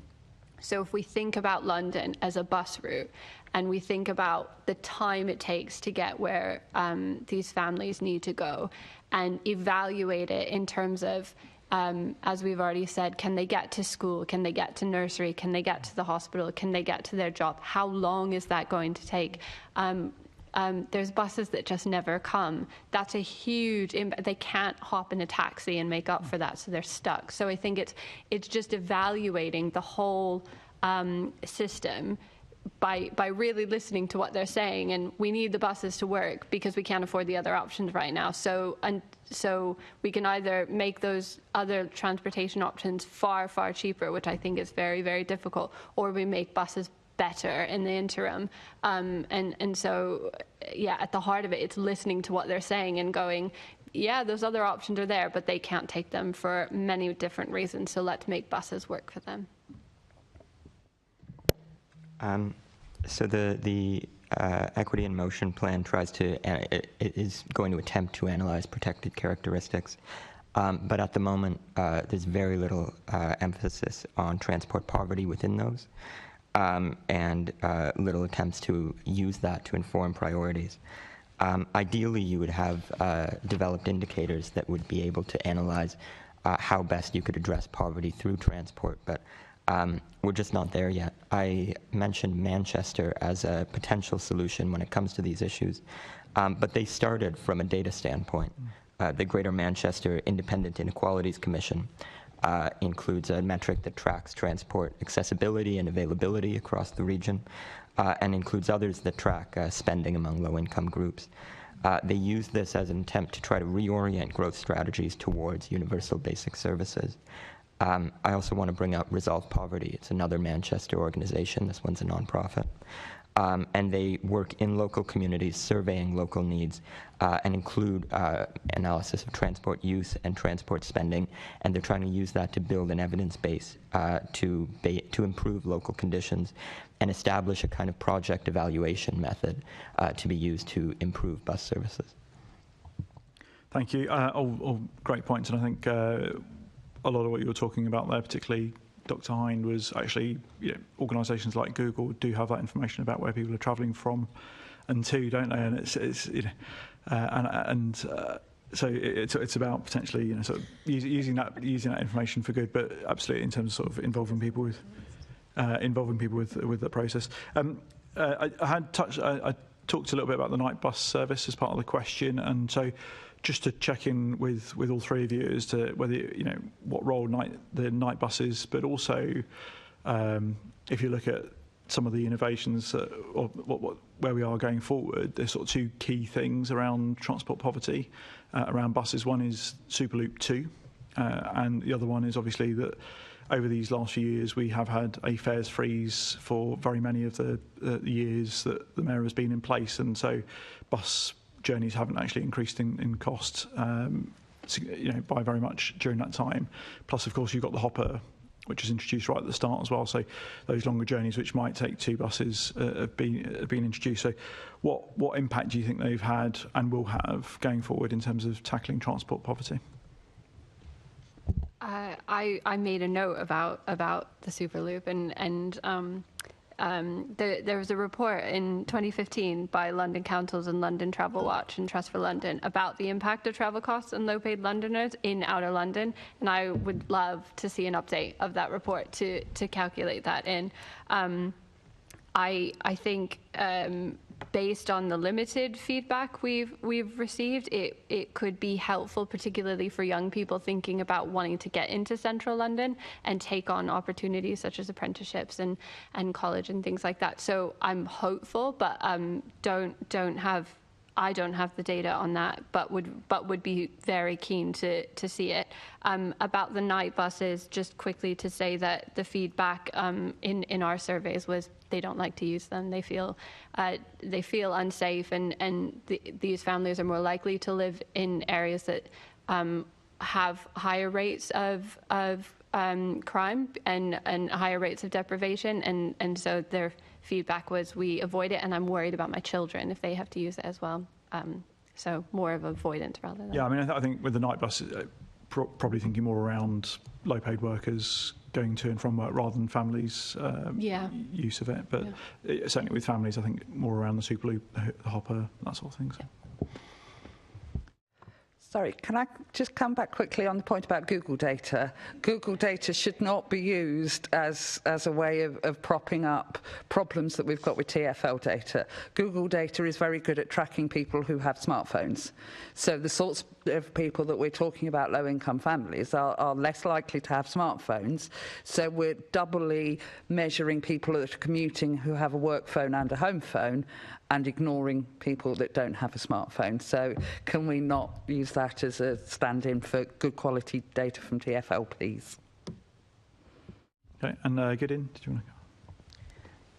I don't have we haven't run any numbers on the Superloop or night bus, so I can't speak to that. On the bus fare freeze, the bus fare freeze has been really helpful on transport poverty. Less for its actual quantitative impact. I believe fares would be £1.90 without it, and they're currently £1. They're currently less. Someone can correct me there, but. So that difference is not too great. What it has been excellent at is diverting people towards buses, just the knowledge that those will be frozen. It sticks in people's minds. They feel confident about the price. And so you're seeing more people shift towards buses rather than cars. But it's more behavioral than a price impact. Thank you. Thank you. That was really interesting. I'm going to Assemblymember Clark. I'm sadly moving us on from this conversation, but on to the travel demand survey. I'm wondering, how successful do you think TfL's travel demand survey is at capturing the transport needs of Londoners? Anyone? I can go first. I worry that I'll be repeating myself here. So the London Travel Demand Survey, like I said, it's excellent at measuring geography, okay at measuring stuff like modal choice, distance, mobility difficulties. When I focus on affordability, and there it's really lacking. It does not measure how much someone spends. Obviously, if someone is coming into the city from outer London, they're likely to be spending more. And when they publish findings outside of the raw data, when they publish reports, analysis of income, price, spending is generally limited to number of trips per day. If you look up the reports they publish, you'll find a graph that shows trips per day by 4 different income groups. That's about the extent of it. And that has big impact on where we set priorities. It completely fails to understand how people make decisions on prices. Obviously, decision-making is greatly impacted by what we have available, whether a bus is nearby, but a big impact is also on price. And it would be extremely useful to start closely measuring that beyond what they're already doing. So do you think it would be helpful to have questions around price, or do you think, I mean, in terms of what they could add to the survey? Yeah, so part of what they do is a transport diary. People fill it out for their transport needs for a day. In the national form, it's a week. It's incredibly dense what they're already filling out. The questions get very specific, and yet there's still nothing on how much did you spend today? How much did you spend on this particular trip? That would be extremely useful, and it would allow us to start realizing, like, okay, when someone from this demographic goes to the grocery store, they're spending this much over the year. This means they're spending this much. Here's how much they could save. It's how we could start reevaluating transport allocation, and in a way that we just can't really right now. Mm-hmm. Anyone else? Yeah, so entirely agree with what Gideon was saying, and but to go further, very little of the data that's presented is presented in a sex disaggregated way. So it is not useful to try and understand, the difference between men and women's travel patterns. So I think there is some sex disaggregated data about mode of transport, which is why we know about, women's reliance on buses. But there are huge sections of the reports on that where we don't have any sex disaggregated data at all, including reason for travel.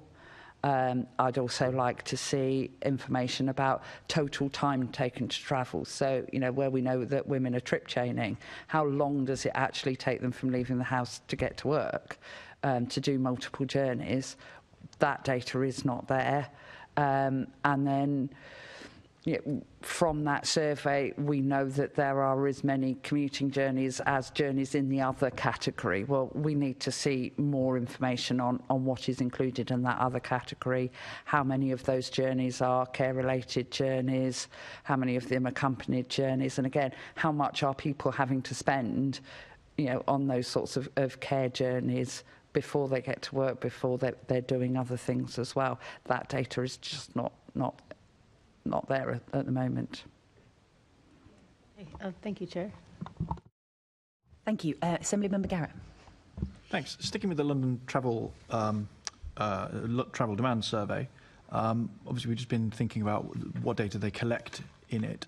Thinking now about how they use it, do you have any thoughts on what they could be doing with the data that they do collect to better? I know you've hinted, I think, at some of these things already, and obviously Whipps Cross has been a major feature. I can say the hospitals in my constituency are well served by buses. What should they be doing? Are there things, other than things that you already mentioned, that they should be doing with the travel demand survey data that you think would help to plan transport services better? I don't know whether, Liz, is that a keen look of a great idea that you're going to... So, I've already talked about, that there isn't gender-sensitive data within that travel survey. So, when I'm teaching that difference between gender-sensitive data and gender-disaggregated data, the example that I use is travel surveys, because it doesn't get to really understand why women are travelling, where they're trying to get to, and what effect it has on them if they cannot get there, or they're taking extra time to get there. And that sort of gendered understanding of transport is just not there. And then the annual reports are not even picking up what gender disaggregated data they do have.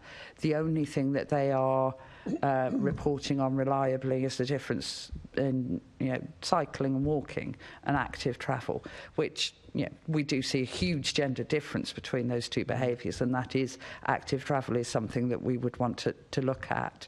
But there is a long way to go to really build in gendered understanding. And another thing that I promised some of the women's organisations that I would talk about here is, Dial-A-Ride. Dial-A-Ride is an essential service for thousands of Londoners. We know that there are 3 times as many women who are claiming carers allowance in London than there are men.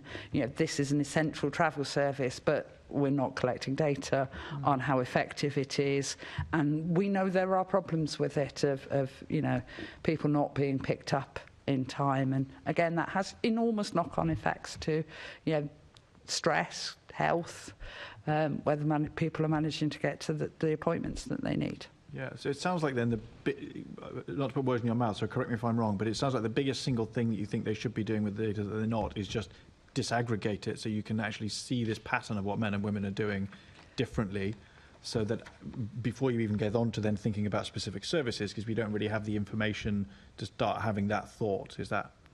Yeah, that's the first step. That's the basic first step, is to make sure we're disaggregating absolutely everything, every bit of data that we've got. But we also need to see development of, better questions in co-production with the people that are affected by it. So, as we've said, it's not just about where people are going, it's how long they're taking there, it's how much it costs them to do it. And then it's also understanding what the knock-on effect is, because then you can start to understand, that spending on buses is an investment which is going to help you in other areas of London budgeting. Yeah, thank you, Liz. Actually, you've partly started to come on to my next question, which is going to be what other data should they be collecting, which you've sort of touched on a bit already. So perhaps before I go along, is there anything you would, other than what you've just said, extra data that you think should be collected that isn't? You've given us a good example of data that is collected but shouldn't be used with the Google data. Yeah, so purpose for travel. How many journeys you're having to make, time from doorstep to where you need to go, including trip chaining, data about care-related journeys, so both in terms of childcare and in terms of adult care, how much it's costing you to get there, as well as more sensitive information, gender-sensitive information about why women aren't cycling, so hyperlocal information about why women aren't cycling, what safety issues they're facing, more information about sexual assault and harassment on public transport. We could always dig further into that. There is a very long list of data that I'm sure there's things that I will remember when I'm on the bus on the way home as well. So I mean, what we're asking for is better engagement so that we can look at co-production of some of the next step of those travel surveys, so that the questions that they're asking are sensitive to the needs of women. Yeah, actually, the journeys not taken, actually that's a question coming up from a colleague in a moment. I think that's another really interesting area that we're going to come on to.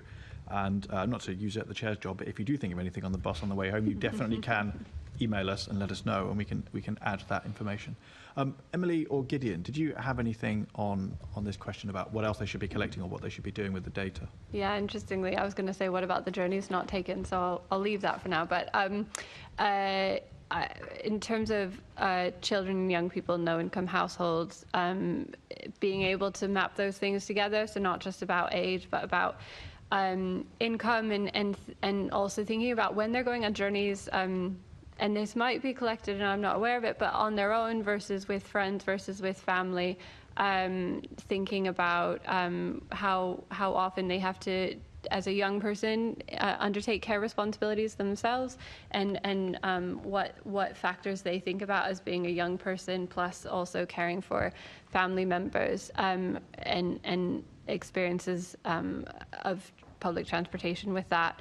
And then I think, I guess with expansions and reductions, knowing what comes up for them when a bus route closes, are there priorities for them that are slightly different than adults, and when and how that comes up? Great, thank you very much. Actually, Gideon, if I could just add, I was quite interested in what you were saying earlier about poverty data, or household income data, perhaps I should say more correctly.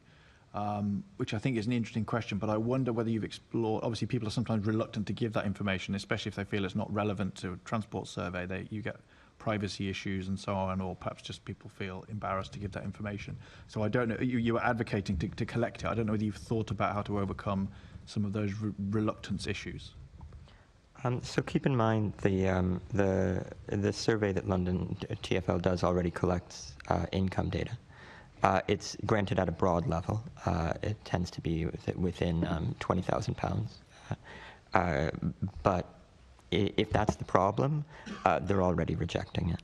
To be honest, it's more my worry is that we're already not seeing clear patterns of uptake. We might be getting more data from households that are wealthier, that are more likely to be giving data, and we just don't know because we don't collect specific enough data on what their income is.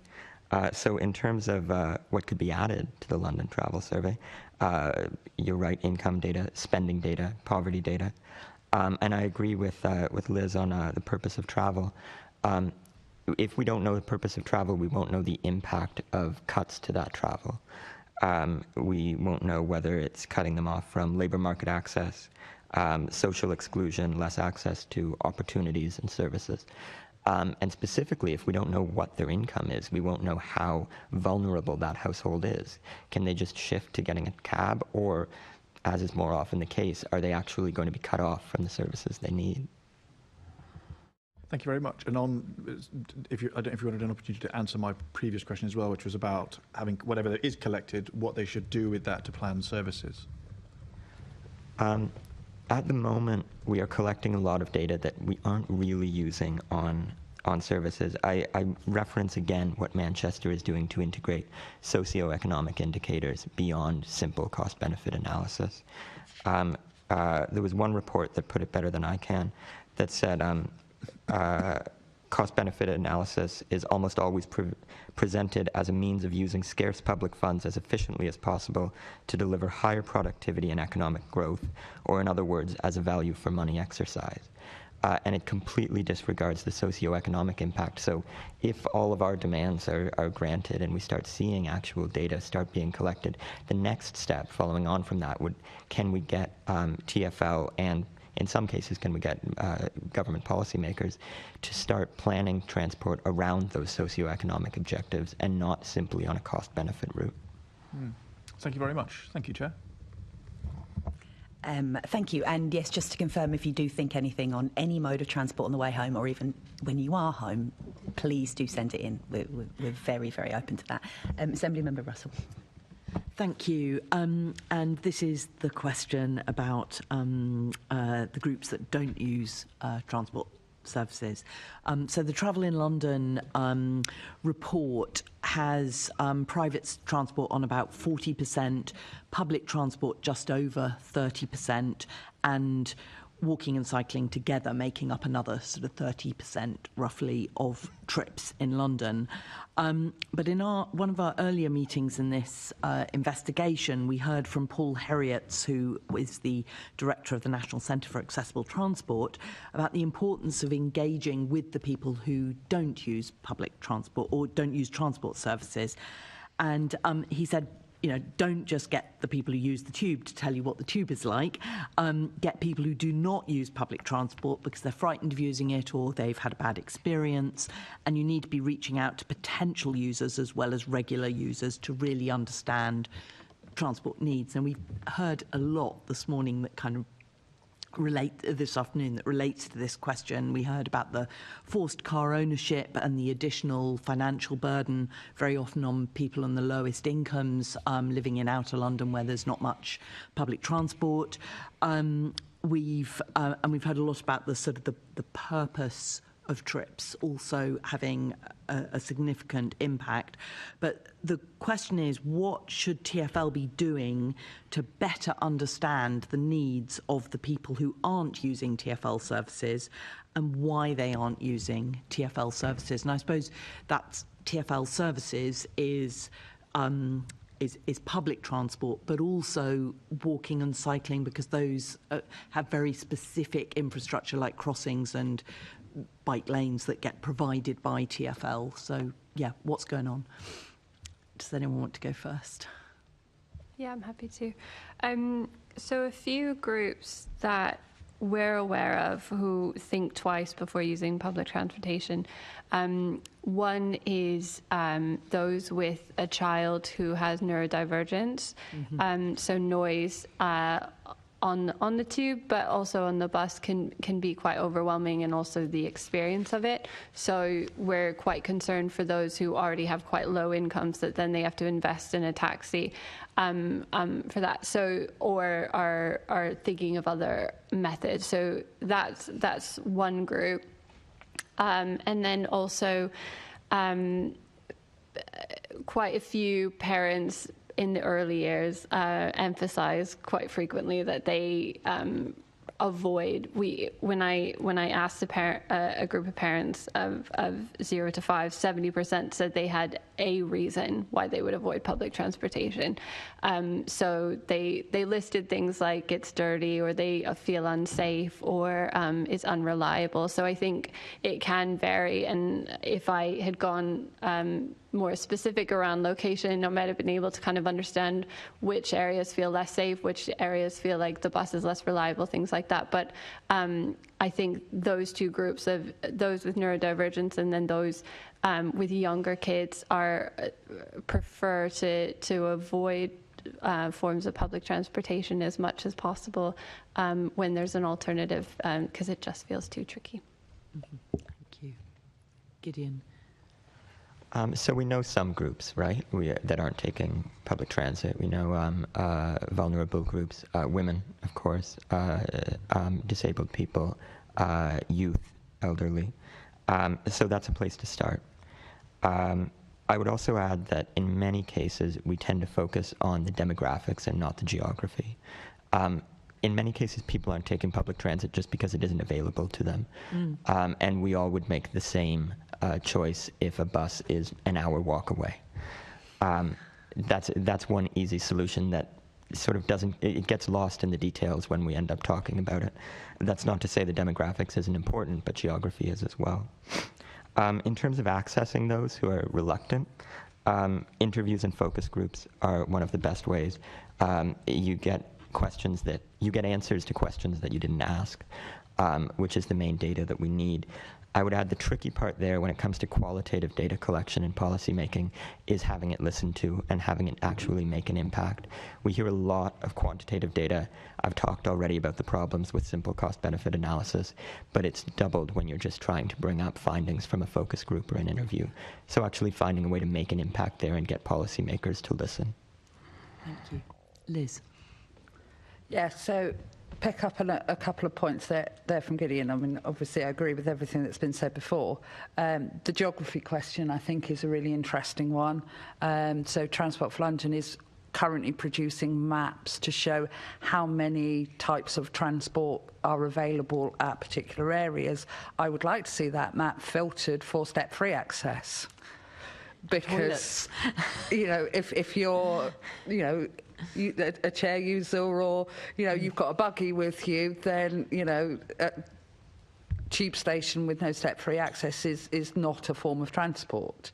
So we could take the existing data we've got and we could look at it at a geographical way. And of course we go back to points that I made earlier about the importance of radial travel and short journeys on the outskirts if you're women.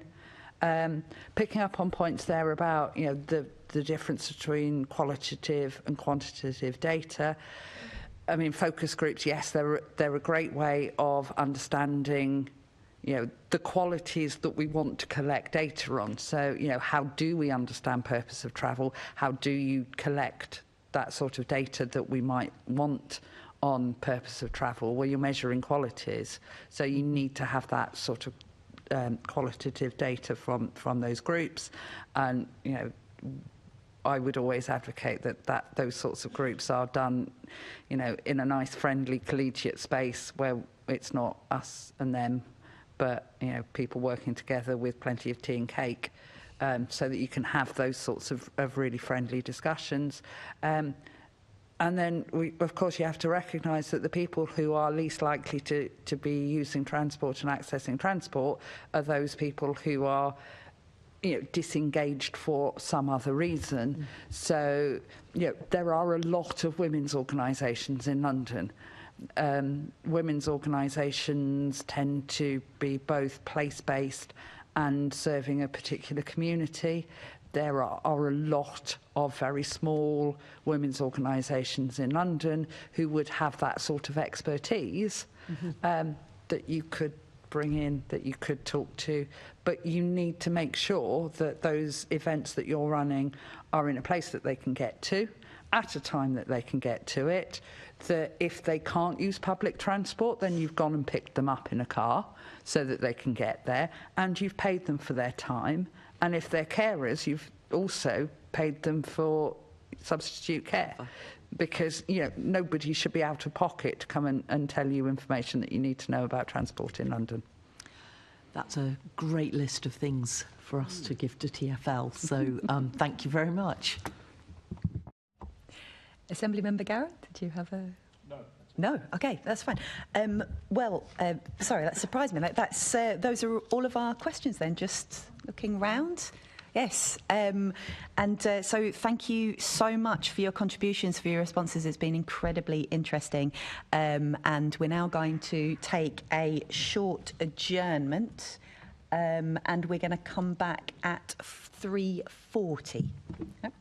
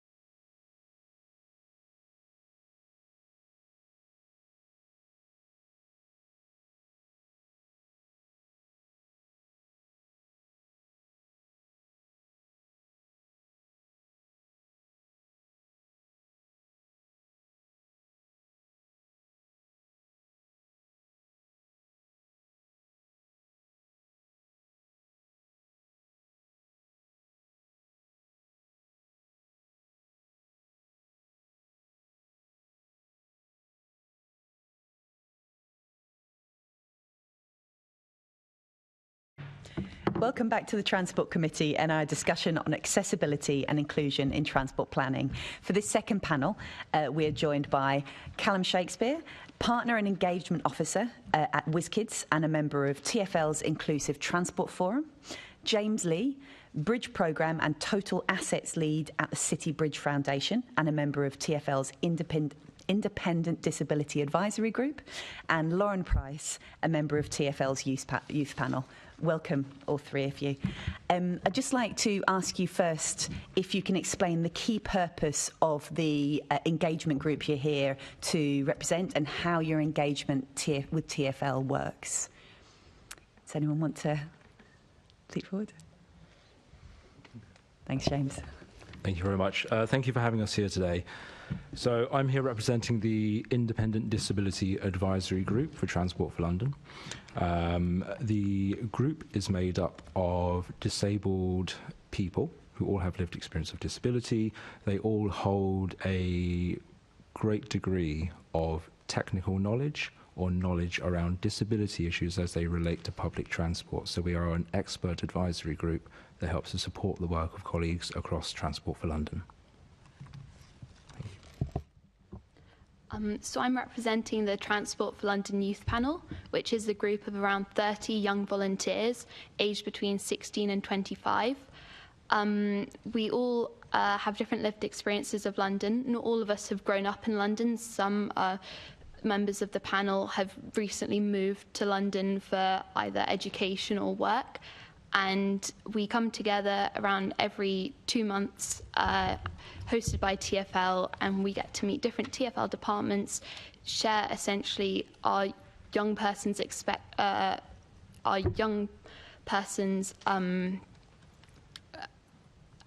and we essentially express our opinions on different TfL projects at those sessions. Yeah, that's fantastic. Thank you, Callum. So the Inclusive Transport Forum, ITF, are a group of disability charities who come together with TfL through the stakeholder engagement team to look at various different projects and various different issues that are ongoing within London and the transport sector to either provide feedback or get feedback around projects and how they're progressing. So things like step-free access, the upcoming toilet programme, these sorts of things, or a bus trainer. Disability training was one of the last ones we looked at. So sort of get our input, ask questions, probe and test those programmes, as well as getting updates and having ideas that we can then take back to our various different groups that we represent, whether that's things such as so I represent WizKids on that panel, which is young wheelchair users, but things like guide dogs, RNIB, all these different groups, and be able to have that two-way communication with TfL. Fantastic, thanks. Just to ask James and Callum, is your engagement structured? Is it regular, or is it sort of ad hoc as issues, projects come up? So we have a structured engagement, which meetings. I can't remember exactly how often it is, but we do have structured meetings. It's either every month or every other month with TfL. But through that, we also have engagement externally as individual groups, where we are then invited to go to things from the ITF. So, for instance, I have an invite to go to an event next Wednesday around the toilet launch through that group and that interaction with them. So they have the ability to dip into that pool of groups and say, can somebody come? Does somebody want to be involved with this? Does somebody want to use that? So it's a mix of the two, I'd say. Thanks. And for the Independent Disability Advisory Group, which is a mouthful, so if you don't mind, I'll just say IDAG. Thank you. Yes, yeah, we would very much support that, yes. Thank you. Our involvement with TfL is structured. We normally meet on a fortnightly basis, and we do onto groups. We are normally given projects, or teams will come to us to present on work, and we do unto them as you are doing unto us right now. So we'll scrutinise, we'll provide a bit of a roundtable of scrutiny on various projects, but we also provide ad hoc engagement with projects. Sometimes a member or several members of the group will be attached to work on, for example, a major capital project or something that's slightly more in-depth and requires a bit more time from the group. Thanks, that's helpful. Assemblymember McCartney. Yeah, I just want to ask all of you very briefly. It sounds like it's quite TfL set the agenda and then you give your opinions. Is there scope in your group for you to put items on the agenda, or is that for different forums? I know in the past I have requested items be on the agenda, so there is that communication. I don't know how much members of other groups that make up the ITF feel that they have the ability to request parts, but I know I have, so there certainly is opportunity for that communication there. So yeah, we also have the ability to request certain agenda items, although if I was to speak quite frankly, they often have a much slower uptake. So for example, as young people, we're very keen to give our opinions on social media and TfL's use of social media. It took about 4 years for us to set up a focus group on that issue. So whilst we can request certain topics, and it often is a slower uptake on those. I think similarly to my colleagues, typically the agendas for our meetings are set by TfL. There is a significant flow of projects that come through, but we do also have the ability to raise issues as they occur. Thanks. Thanks. And just broadening that out as well. So, are you satisfied with your engagement with TfL, and do you, most specifically, do you feel that when you're giving feedback, since you're there to, that's what you're there to do, can you then see that reflected in what TfL do? I suppose it's only fair if I go first this time, isn't it? I think it's going to be a pattern. We're going to go back and forth. So for IDAG's part, I think that over the years that we've had the panel in place, I've seen a real increase in the level of engagement, as well as I don't know if authenticity is the right word, but it's as close as we can get for now, so let's go with that. Certainly the intent behind the engagement from TfL has certainly felt like it's been more meaningful.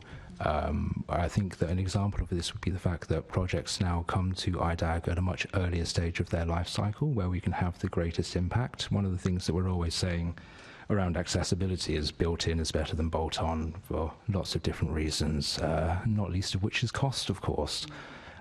So I think it's really heartening to see that the business is coming to us much earlier with much more significant projects for our input, which I think tells me that the input of IDAG is valued. I think that that's largely attributed to the champions we've had internally at TfL who have helped to promote this work, people like Amy Edgar and her team, who have really made sure that across the business of TfL, which is vast, that people are more aware of this expert resource that is available to help them make sure that the infrastructure that they're delivering for Londoners, that the policies they're putting in place that affect Londoners is as inclusive as it can be.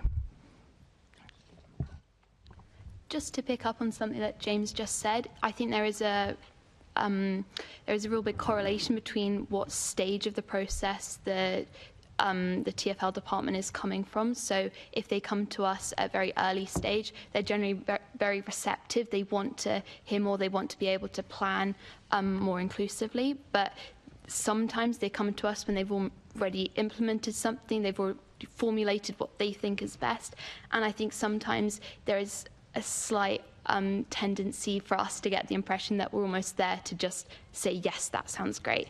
And I think in those moments, it's sometimes hard for us to really get across some of our concerns or some of our thoughts on different matters. I think following a similar pattern here, it does depend on what stage of the project they've brought to the ITF around that. Some of the stuff in the very early stages, yes, there is a lot of scope there for feedback, a lot of scope for communication, but there have been times when things have come to us and we've provided feedback just to be told, well, but this has already been implemented. And well, why are you asking for our feedback if you're already running it? I think, though, that feedback in itself was taken on board.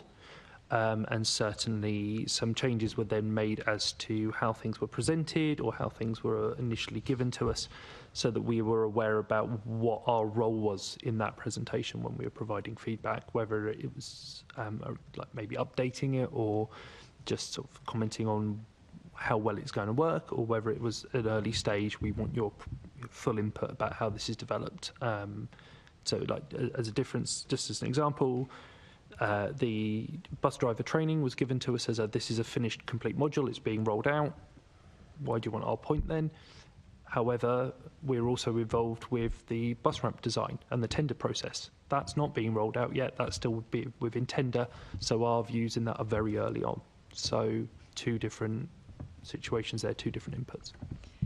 It's really interesting. I just wonder, and you may not have a sense of this, but do you have any views about what it is that makes the difference? Why is it? Is it different bits of TfL that value that engagement, or is it different types of projects that mean the difference that you've outlined there, Callum, between sort of say the training where they'd decided that wasn't really something they needed to speak to you about, and then a ramp, which hopefully they would. But is there any sort of, have you got any general senses of where the differences would be? I think in that specific example, the training had been developed by a disability group, right, who developed disability training. So I think they kind of maybe had thought their bases were already covered on that. Whereas obviously with the ramp one, I don't know why I'm using buses as an example, I don't tend to use them myself, but never mind. With the ramp one, they needed some physical testing. So going out to groups who could provide that physical testing was important to that particular phase of that project. So I think it's where they're coming from on it. I think also some of this stuff does go through IDAG as well, and I think sometimes that's a back check there as well. So it's different. We were just discussing at the start about different sort of points of interaction with the 2 groups. Yeah, thanks.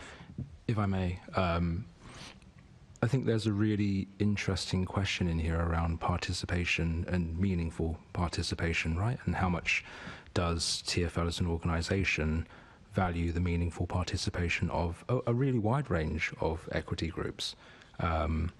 We've seen, I mean, if you look at wider examples, you think about things like, does anyone remember Boaty McBoatface? Yes. Yeah, naming the boat, right? If you give the public something that doesn't feel meaningful, where they feel like their input is not going to have much of an impact, then you don't get very much back.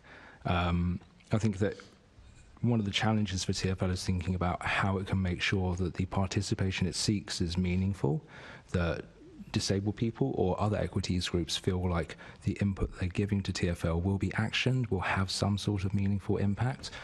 I think that there is a question around, I guess, fluency around equity issues at TfL, especially for a really large organisation where you're doing lots of very complex, very varied work. The conversation around considerations about equity issues isn't always the first conversation that's had. And so that's when you see the participation of those equities groups coming further down the line, because someone else in some other part of the business then says to them, oh, you've got to like the 3rd stage of delivery now. Have you thought about equities issues around this yet? And some people will say yes, some people will say no, and we've seen kind of examples of that with things like Burberry Street, for example. We'll come to that. We'll come to that. So just to add on to the point about the training is that once we were past that initial, an outrage about what it was, and sat down and had some sensible conversations, the feedback was taken on board and changes were made. So I raised very much that there were no young people in the training, apart from a kid that was running away from his bullies. That was the only representation of young people, and there were certainly no young wheelchair users in it. So we had a sensible conversation, changes were made and implemented based on that. So that point of where our response as well as to the point of that, I think, is very important. That's brilliant, thank you. I'm handing over to Assembly Member Bukhari. So much, Chair. So I've been picking up on a lot of what you were talking about in terms of engagement needing to be deep and meaningful, and also earlier the better. So, interestingly, James, you were part of a roundtable discussion on disability for London that I was involved with, which inspired a motion that we have just recently passed, where it was seconded by Assembly Member Prince, on a disability equality champion. And this is about what you were talking about, making sure that there's a voice from a person with lived experience for that chance to have a voice at the co-production at the very beginning of GLA plans and policy. Now, this appointee would also be part of a strategic development for London Disability Action Plan and having targets and be monitored. And I think this is something that I would hope that Callum and James, maybe you could specifically talk about in terms of what you think would be a good idea. Do you think a disability equality champion would be the way forward to really make sure that those concerns that you've been raising is finally dealt with? Sorry.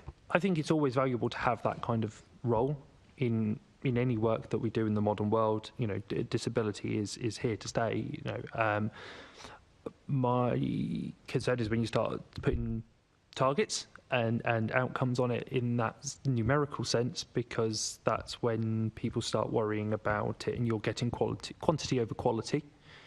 I think that you really need to make sure that person is back checking the work and making sure that you're trying to achieve what you are trying to achieve without creating more problems for a different group. Because, for instance, a solution for a wheelchair user isn't necessarily the correct solution for somebody who has a visual impairment. So, yes, I think it's valuable. Yes, I think it would improve and provide great initial point support for the work you're trying to do, but you still then need the checks through the groups to make sure that we're covering all the bases, is what I would say. I can give you the long answer or the short answer, or maybe a bit of both. Medium. Okay. In very short, yes, absolutely. I think it's a fantastic idea. I will explain in medium length as to why I think this is the case. So when we think about participation, everything we've just talked about, right? We think about why does the business or TfL in this instance engage with the concerns of various equities groups? One, yes, of course, it is morally the right thing to do. But two, quite often what you see is that it's because someone very senior has told them that they need to care about this. I wish that wasn't the case, but quite often it is. And I think we've all got lots of examples of that that we can think of in various fields. So I think it's a really good idea to have a senior role that is there advocating for disabled people. I think that there are arguments which could say, you know, if you have a disabilities champion, for example, would you then not also need a champion for every other equities groups? Would that not become a huge morass of people who are all pulling in lots of different directions? And sometimes equities groups do have competing needs, sometimes even within disability, as Callum points out. You know, things like tactile paving, for example, fantastic for people who are visually impaired, but terrible if you use a wheelchair like myself. So it's complex, and I don't think we can pretend that it's anything other. I don't think we can pretend that a equalities champion would solve everything straight away, but I think it's a really good start towards a more inclusive London if we have people who are advocating for issues where we know by every measure of kind of socio-economic progress that disabled people are bottom of the rung. At every intersection, when you throw disability in, you're then at the bottom of the rung. So I think there's a really, really strong shout for something of that nature. Brilliant. Well, I mean, in some ways, it's groundbreaking as well to have somebody, you know, leading from the front and being such a great role model as well. Absolutely, and I think there are international comparisons as well that we can draw from. So, for example, across America, they have quite often some of the more sizable cities will have mayor's offices for disability issues. So, for example, New York has a disability commissioner, for example, that works very closely with the mayor. Thank you. I mean, the thought has been that it should be a salaried officer similar to the cycling commissioner, for example. And you were talking about the fact that, you know, the previous panel even talked about the need reimburse people who are going to commit their time. And if it's a serious role, would that be something that you would recommend? Yeah, like 100%. And I'm conscious we are starting to stray from the subject of transport. So I'll try to wheel this back and around to transport, which is that, yes, if there was, as TfL is a part of the GLA family, and obviously we provide oversight for TfL and scrutiny of that, then it makes sense that in the way that you have a salaried role for walking and cycling. If you want to be very serious about progressing on disability equity issues, then yes, of course, it should be a compensated role. I'm going to move on to the next set of questions, Chair. I know that you want me to. And actually, it's actually something that I did bring up in the last meeting, which was on the renaming of stations, which you just referred to, James. And it was an interesting response.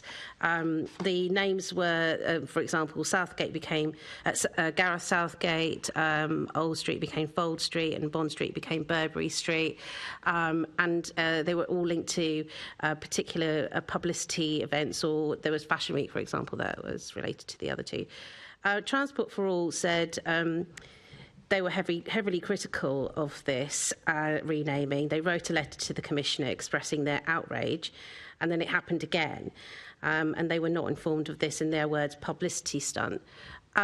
So in your opinion, do you think that there needs to be more engagement when it comes to these kind of issues? Were you, in terms of this particular issue, actually consulted about the underground stations, and what was the result of those conversations if you were properly consulted? I'm going to have to confess ignorance to the renaming of the stations, full stop, but I would say that from the young people that I work with, renaming stations without significant warning can cause confusion, and in the city, which can be quite hard to navigate anyway, if a station you're looking for isn't called that, then it can cause confusion, especially as people who have grown up with a disability don't tend to just have one, and can have some knock-on effects as well around that sort of thing. Absolutely agree with that. As someone who's born and raised in London, I still get lost on the underground sometimes. In seriousness, IDAG were not consulted about the renaming of stations before it happened. I think that maybe part of the reason, I think that speaks to what I was saying earlier around trying to get that knowledge across the business around the need to engage, the need to consider equities issues. I think if we had been consulted, we would have very strongly proposed some moderation or modification to the scheme.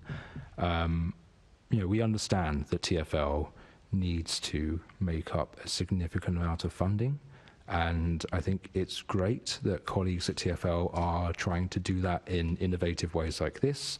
I think it's just very unfortunate when, unfortunately, that desire to be really innovative in the way that they try to raise money for the network then just butts up against accessibility issues, because I think you only need a kind of rudimentary understanding of things like neurodiversity, for example, to see how renaming a station could cause absolute havoc for people. I mean, Lauren, do you have any opinion on terms of the interests of neurodivergent Londoners in particular? And do you feel like the advisory boards are adequately equipped to deal with this? I mean, I think on this issue, independence is such a key issue for young people, and to have kind of those kinds of hiccups on your journey can shake your confidence and can potentially ruin your relationship with travelling around London. And so to that extent, the fact that whilst I think there were some modifications between the different campaigns, and to a certain extent some feedback was taken on board, it's quite clear that not enough feedback was implemented in the sense of changing specific roundels and changing specific signage. The response wasn't quite good enough, and I think to that extent, a lot more needs to be done in kind of consulting before you make those big publicity campaigns. Well, the good news is that there was an answer back from the Mayor saying that a master equality impact assessment is going to take place to decide what principles should be considered. I'm hoping that this will be coming to you at some point. Would you be willing to write to the committee just to let us know if that's happened and give us some feedback? Of course, yeah. One of the things that I take from the whole incident that I find actually quite heartening is the response from TfL. So TfL has acknowledged we didn't get this quite right, but we are going to learn from this. We won't do it again, at least not in the same way, perhaps, without fully considering all the impacts among groups who would be negatively impacted by the actions. So it's been positive to see the commitment to learning from the misstep. My last question is, have there been any other examples that you would like to just talk about right now in terms of TfL making changes where you've not been consulted on that you want to just raise now?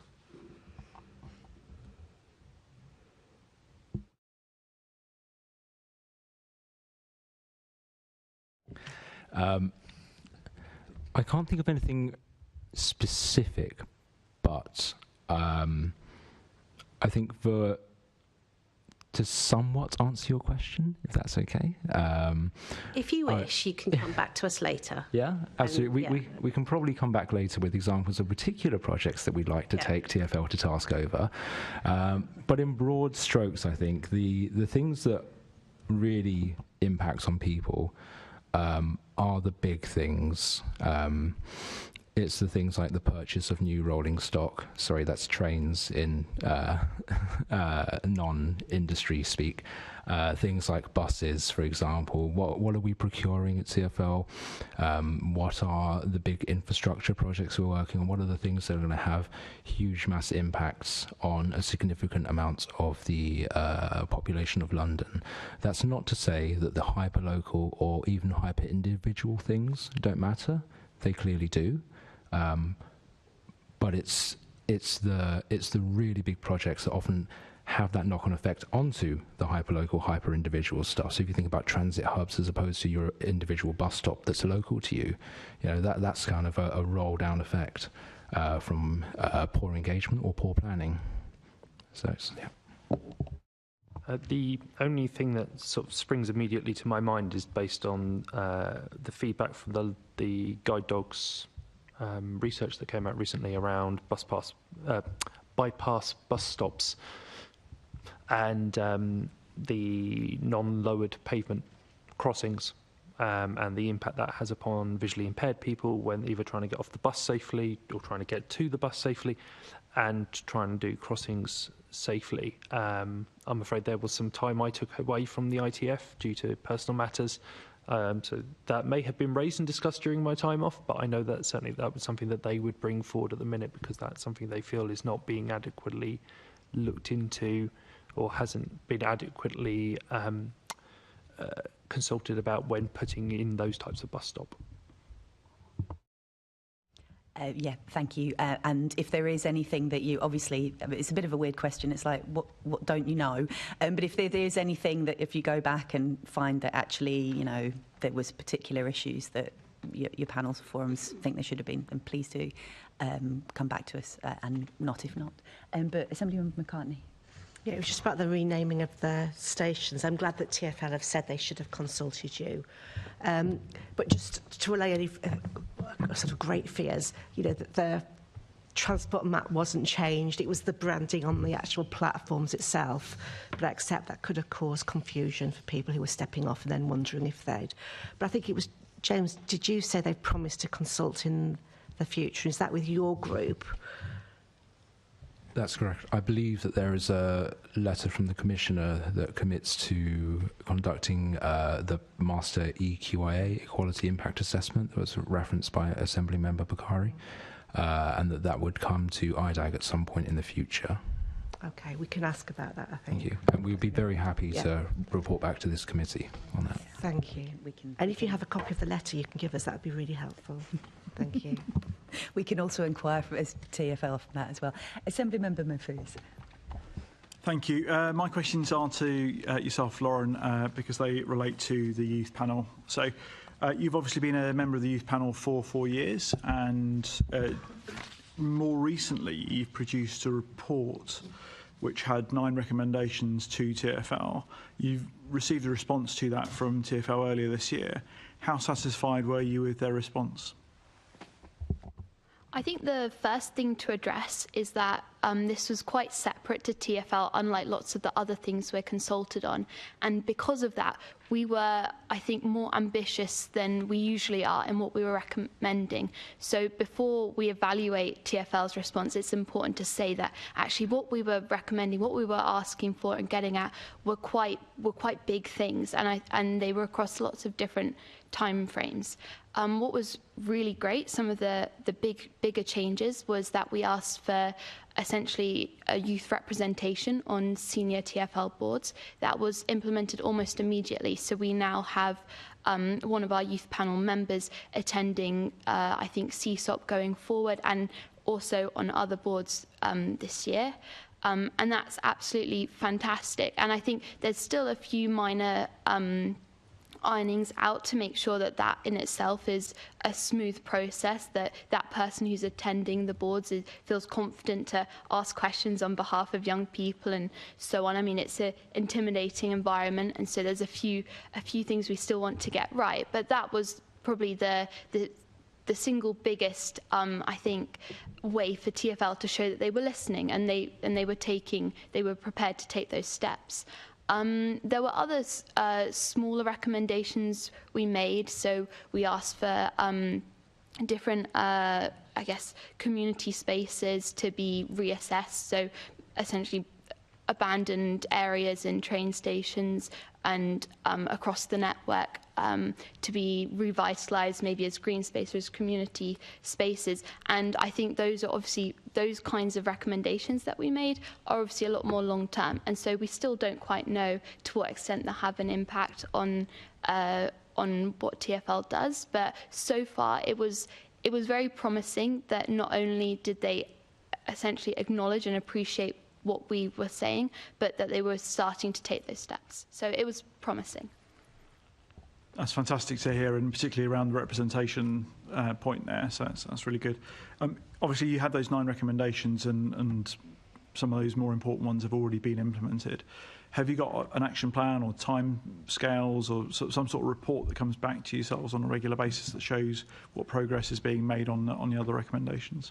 So we're as a youth panel in those in those 2-month meetings, we're monitoring the progress ourselves. I'm not quite sure when we're going to ask TfL to come back and report back to us, but I think we need to be realistic with those timeframes. It would probably be, I think what would be great is a year on, so they came back to us in February of this year, for them to come back to us again in February or spring of next year. I think that's a very reasonable thing for us to ask for, and I would expect them to actually act on that and come back to that on us. Yeah, it sounds like a very valid point there, absolutely.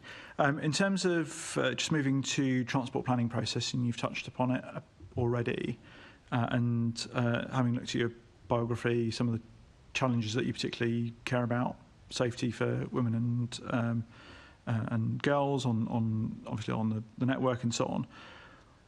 What do you think that engagement should look like in terms of making sure that we are really on top of these sorts of challenges? It's really tricky. I mean, when we come together we're about 30 young Londoners, and as much as we all have our different lived experiences, we have to acknowledge that we're 30 people who care about transport, and not all young Londoners share that same kind of enthusiasm, but everyone shares that same kind of that stake of we're all using the same network. I think it's really difficult because it's, especially when I don't want to repeat too much of the previous panel, but for young women in particular, you're incredibly vulnerable, and like you were saying earlier, you are almost, unfortunately, you are quite reliant on those around you, those adults around you to step in dangerous situations. And I think that can be really tough. And one thing also, to go back to something that the panel were talking about before, is I think there is a little bit of distrust with TfL staff, not to a great extent, but I think it's really difficult when lots of your interactions with, let's say, the bus drivers or the tube staff is when you're wearing your school uniform, you're maybe part of a more social or rowdy mob of school kids. And I think there's a bit of a tendency for the TfL colleagues to be a little bit skeptical of issues, a little bit frustrated, a little bit annoyed. And if those are the interactions you're having in your kind of formative years of being a teenager using the transport network, it then makes it slightly tougher as a more mature, maybe like 18, 19, 20-year-old. When you've got that issue, you have those experiences at the back of your mind of, is this person going to help me, take me seriously? Do I feel a bit silly for saying this? And I think that would be one thing for me that would be great to see a bit of change on. So it's really interesting what you're saying there, and clearly that you're saying there's a challenge for young people as they go through and obviously no longer in uniform but still have the challenges that they had previously with some of the staff. There's an aspect there in terms of, sort of, do you feel like there should be training around unconscious biases from staff about how they deal with young people, or do you feel there's some additional support for young people? I think, yeah, absolutely. There's two sides of it. Increased training and awareness for staff would be amazing. There's always those situations where young people have maybe lost a zip card or they're taking a slightly abnormal journey and maybe need to ask a few questions, and the response is very hit and miss. It's sometimes you'll find someone who's very lovely who'll let you through the barriers and say, just let them know what's happened on the other side. And sometimes you'll be pretty much stranded. You'll be refused travel, and that can be really tough, especially as a young teenager. You've got no way of getting home. You're not being allowed on the bus because you've, I don't know, left your zip card in your locker at school, and that's quite a scary position to be in. So I think training for those kind of exceptional cases would be great, but I think we also have to acknowledge that the young people travelling also need to show respect to staff, and I think we can also build that through wider school engagement, even at a younger age. And to be honest, the provision of travel education, again, is really patchy across London. It depends what borough you're in, what your school's enthusiasm for different programmes is, and at the moment, I think TfL, whilst they've done quite a jazzy new rebrand of, I think it's Travel for Life, which is the programme, and it's at all different levels of education and different age groups of children, and it's a lot of work has gone into this rebrand, but I think we need to make sure that, because it is teaching quite vital messages, I think it's an important thing to really get in there into schools, teach the students how to travel safely, respect each other, respect the TfL staff as well. So definitely two sides to the issue. And I think particularly relevant at the moment, obviously, where young people can't renew their zip cards because of the cyber attack and actually that interaction. And sometimes you can feel like you're, obviously if you're a young person, sometimes you'll have relied on your parent or guardian to support and stand up for you or have those interactions. But actually, if you're young and you're having to say, usually just tapping in, but having to have a conversation with a member of staff to say, can you let me through, then it's a very different, it may be the first time you're having a proper interaction. So it's incredibly important to have that good customer experience for everybody. And then my final thing, and I think just to focus with yourself, Lauren, I appreciate both yourself, all of you will have comments about this, but one of the other things that you wanted to champion was about inclusion and accessibility. And so if there's something more that you felt we should be seeing from TfL, particularly for young people, around those two areas. I think I do think to some extent that TfL likes to look at different stakeholder groups quite separately at the moment, and I think a little bit more focus on intersections would never be unwelcome. So looking at young people with different accessibility needs, because like I said before, independence is such a massive thing, and independence looks different to lots of different people. So to some young people in London, that might be they live in an outer borough and they're relying on a parent driving them or using a family car. But then to other young Londoners, that looks like, do I need someone to travel with me, or can I rely on the accessible infrastructure? Can I rely on the TfL support services? And so I think ensuring that all young Londoners have that ability to not only be independent, travel independently, but to feel independent and confident when they're doing so. I think any steps TfL can take to ensure that and listen to those particular groups, or like listen to their needs, I think that's absolutely the right way forward. Thank you very much, Lauren. Sorry, could I just jump? Of course, yeah. Working for WizKids, so we work with young wheelchair users, so young disabled people. And I know that there are some who are very confident, they'll use TfL absolutely fine, but there's some who, every time we invite them to an event, their knee-jerk reaction is, are you paying for a taxi? Because they are so unconfident with using it. Obviously, we don't explore why that is so much, because that's private to them. But there is, within that disabled wheelchair using community, there are some people who just won't use public transport because of a poor experience or a poor issue. The head of our kids board actually had such a poor experience at Westminster Station that we wrote a complaint to TfL. It was handled amazingly, I'd just like to say. But, you know, that experience could have led to her not to want to ever use the tube again. Because of such a poor experience. Luckily, she's quite tough, and so she ate it up and she dealt with it. But I think when you're young and disabled, you've got two strikes against you when trying to use these services. So it can be doubly hard.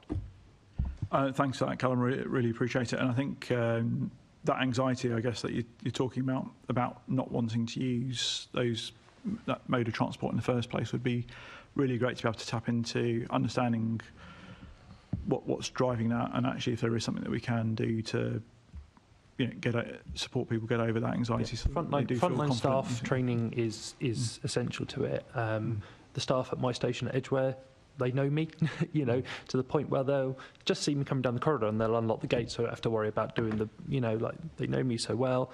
But I know, as I've not had to experience as a young person, but I know that when the schools come out, they deploy the police support officers at the bus stop. I can't imagine what it's like getting off the bus to see policemen waiting for you, you know. And I presume it's for the safety of the young people. I've never asked, but it's still not an experience I would want to have. So that's in conjunction, because the bus station and the tube station are next to each other, so that's in conjunction with the TfL. But it's...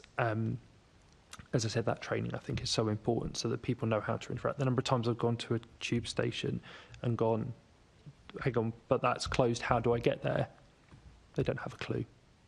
It's on me as the customer to know alternative routes, alternative methods, alternative things. And then when you're young and you're panicking because you're trying to get to school, you're trying to get to college, you're having that issue. On top of that as well. So I think, as I said, you get a double strike. Yeah, I completely appreciate it. I think just on the police point, I think probably if I was in their position, clearly they're there to try and make sure that people get on and off the bus safely, when otherwise huge crowds of young people all wanting to get on that first bus as soon as possible. And actually, if you did have a disability and wanted to get on, you're competing with other able-bodied individuals. It can be a huge challenge. But I don't know if there's an opportunity, Callum, for you to be able to survey or get some feedback from some of your users as to some of those challenges and anxieties that we could then either use, I think as part of the report back that we're doing on this. That'd be incredibly helpful. Yeah, I mean, we've just relaunched a report on bus fares, but I'm certain that there's information going out there at the minute around travel access that we can tap into and share and get feedback for. Thank you very much. Thanks very much. Yes, any information you have would obviously be welcome. And also to say, Lauren, when you do sort of return to the Vision for the Future report. If you do want to sort of let us know what you asked TfL and what you get back, I'm sure the committee would be really, really interested to see progress on that. So, Assemblymember Turrell. Thank you, Chair. Good afternoon.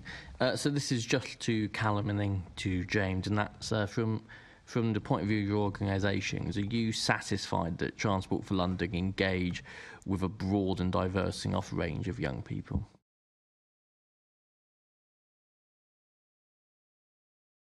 No, people. Young and not young.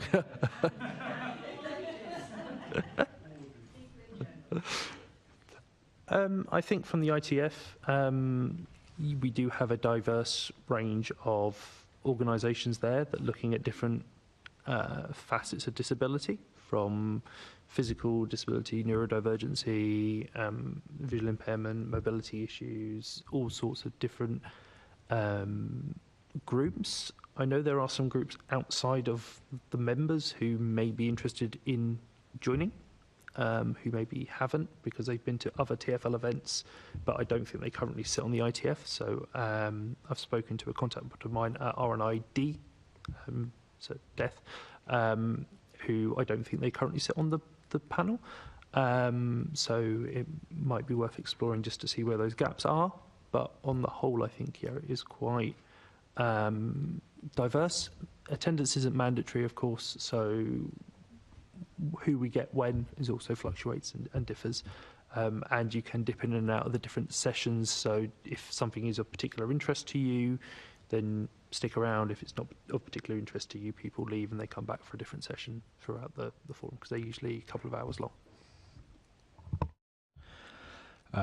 Thank you for the question. I think it's a really good one that we need to always be asking ourselves. Certainly from the perspective of IDAG, we're very conscious of intersecting issues. When we have a turnover of members, or as we have recently done, gone out to recruit new members, we are very aware of the need to have a diverse range of opinions, of experiences represented within that expert advisory group. I think Lawrence said earlier that there is also a recognition that, sort of the youth panel is 30 people. They try to speak to as broad a range of people as possible. Of course, you've just got the 30 people there, and it's the same with IDAG. We are also very aware that I think the panel you have before you today is a bit of a statistical anomaly, because actually wheelchair users, we are definitely in the minority of disabled people. So we make sure that within that kind of engagement around disability, that it's pan-disability engagement. As for TfL wider and its engagement, I think you were asking some really interesting questions earlier around the survey that goes out, and I think you had some really interesting responses around disaggregation of data and thinking about who we're speaking to, why, not just along demographic lines but also geographic lines. And I'd really encourage that to be a kind of line that you continue throughout the work that you're doing as a committee. Thanks.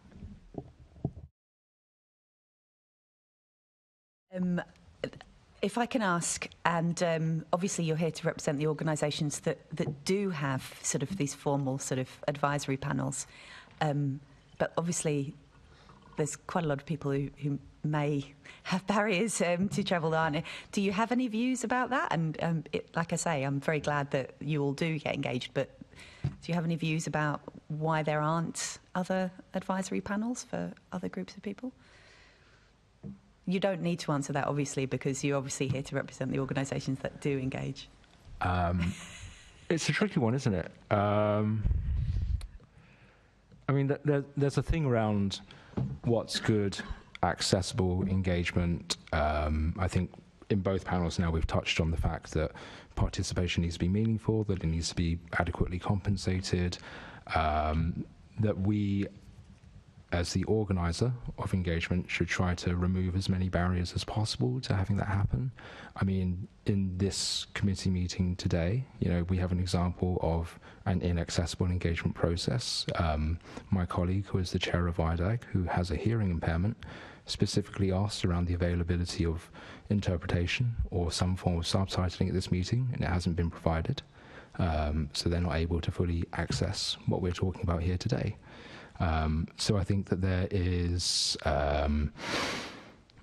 there are lots of barriers around engagement with different equities groups. I think that we spoke earlier about the need for a disability equalities champion, because when we think about socioeconomic indicators of disadvantage, disability often falls at the bottom of that, and I think that's been recognised by TfL, which is why they've got IDAG, they have the Inclusive Transport Forum, why they're very conscious around representation of disability across the youth panel as well. And I think that it's probably not a good answer I can give as to other forms of engagement with equities groups, so I'll leave it there. Thank you. That's fine. I'm going to sort of harp on about something which I bring up quite a lot at different groups, and that's digital poverty. There are, you talk geographically, certainly in London, there's parts of London which geographically are digitally poorer than other parts of London. And if you are trying to engage on a geographical sphere across the capital, then you could be missing large portions of your communities just because the natural thing these days is to put it on a Zoom call or put it on a Teams call. And if you don't have access to computing software outside of, if you're young, your school, or if you're an adult, your local library maybe, if that's where you do all your, you're applying for your bills or whatever you need to do online, then you're cutting people out because of that social economic barrier there. That's one that springs immediately to my mind. Thanks. Sorry, thanks. That's really helpful. And just to go back, James, I'm really sorry to hear that we have made the meeting inaccessible. I wasn't aware of that, but obviously that's not great for an investigation on accessibility and inclusion. And rest assured, the committee will take that away and have a look. Consider that a recommendation we'll take right there for ourselves. Thank you. Okay, thank you. And Assembly Member Russell. Thank you. And this question is about ongoing, continuous engagement. The first question is for you, Lauren, which is about the recommendation in the Youth Panel report that said that TfL should improve its approach to developing place-based projects by strengthening its early and ongoing community consultation and engagement.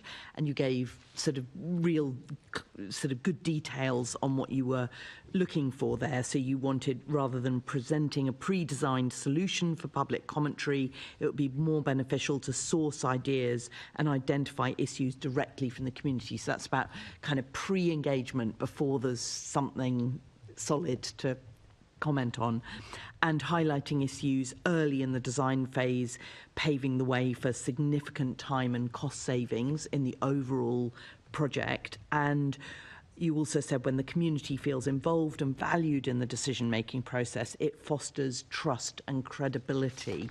So the question for you is, has TfL improved its approach to community engagement since you published your report, Tomorrow's TfL? That's a great question. All I can say is that we also raised issues more widely about consultation. So going back to what we were talking about before, it's undeniable that the earlier you're asked for your opinion, the higher the chances that that opinion could actually have influence. So I think that goes for not just those specific that specific recommendation regarding utilising spaces, but across even the larger scale projects that TfL's got across London. And it's really ensuring that you're going to the people who will be affected most directly, who live, work, travel in that area, and asking them before you put anything on the table what will work best for you. And then you go back again in the process, okay, this is what we've heard, have we got this right, issues, and you keep that meaningful interaction and that meaningful responses and the whole way throughout, and I do think TfL have improved the consultation process, and they've definitely come to the youth panel asking how can we better engage young people in the consultation process. I don't know if they've asked the other stakeholder groups about the consultation process, because to be honest, it was quite, some of the methods are a little bit more outdated. It goes back to digital poverty. They're often online, and you have to read through a lot of lengthy planning things, and essentially removing all those different barriers and just focusing on what people want and what will work best for them. I think you need to strip it down, definitely at the early stage. So yeah. And I mean, we were hearing in the previous panel about the importance of a cup of tea and some cake, and actually making people feel welcome and sort of humanising that process. Thank you. So then a question for all of you. Do you feel that you get that early and ongoing engagement with TfL on projects? So kind of that early stage where it's even scoping out what the issue is that needs a plan to solve, and is that engagement coming in a way that enables continuous engagement as the project develops from those sort of early stages through to design and completion? So I don't know which order you want to go. Callum? I would say the ITF, that's not really our role. So we don't tend to be engaged at that earlier stage around the actual planning, consultation. It tends to be a bit more moved on before that comes to the ITF. Mm-hmm. I know that individual groups that make it up, though, have done research and done some work around that sort of stuff, though. I know there's a report coming out that suggests that there do need to be better measures for disabled people. Mm-hmm. When doing consultation and planning, because the measures aren't necessarily up to scratch. I can't talk about it too much at the minute because it's embargoed. Right. But I know that is coming in the next few weeks. So as an ITF response, no, not really. As individual groups, there is feeling that better work needs to be done around consultation with disability measures in place. Mm-hmm. Thank you. For an IDAG response, I would say that early engagement and continuous engagement has been coming more often. It has been getting better and better.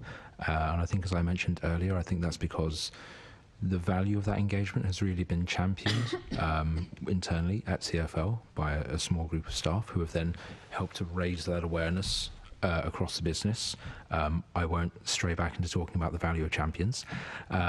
But we do still occasionally get projects that come to us at a stage where input feels like it comes slightly too late to have a meaningful impact. It does still happen.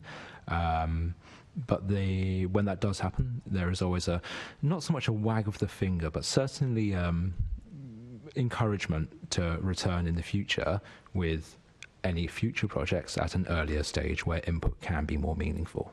Can you give an example of a recent or recent-ish project where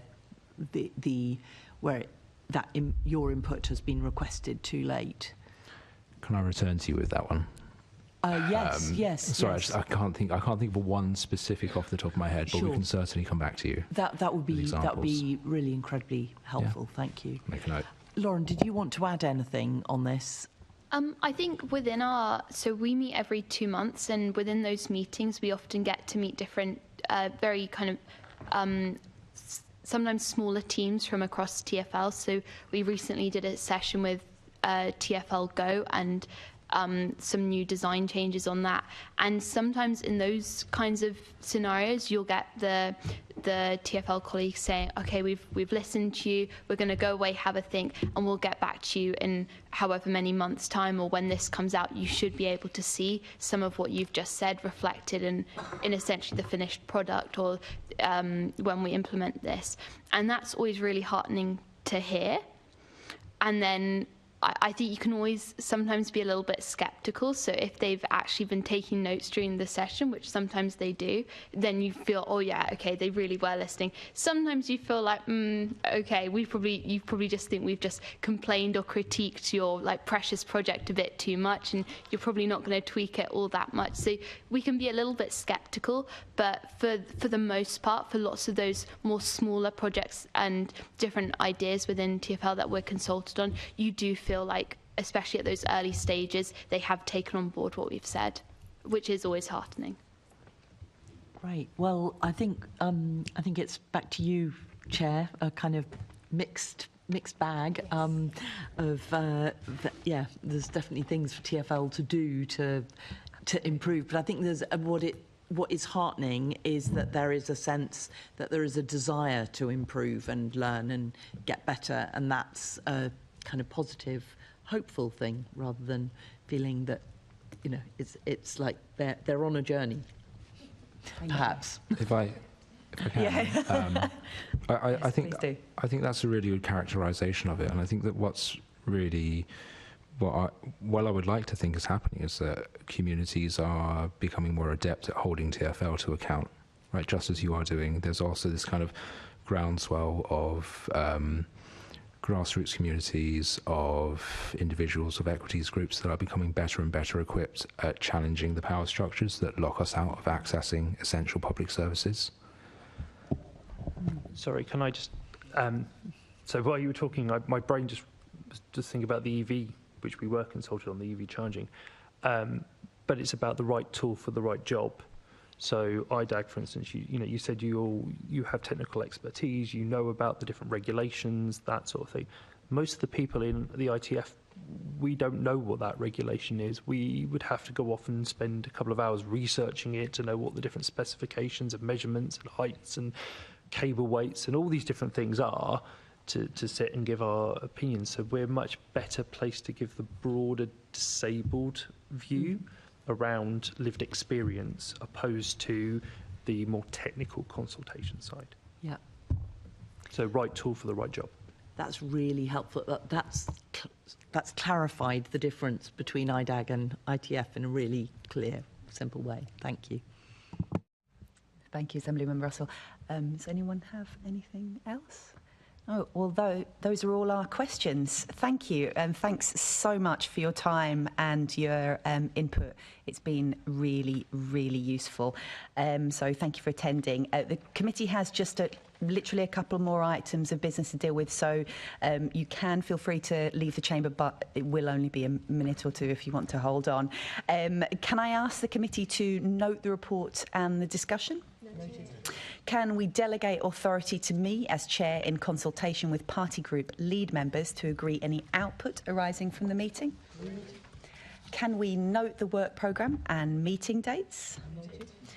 And the next meeting in the committee is scheduled for the 13th of November 2024 at 10 a.m. in the Chambers City Hall. There is no other urgent business. Thank you, and the meeting is now closed.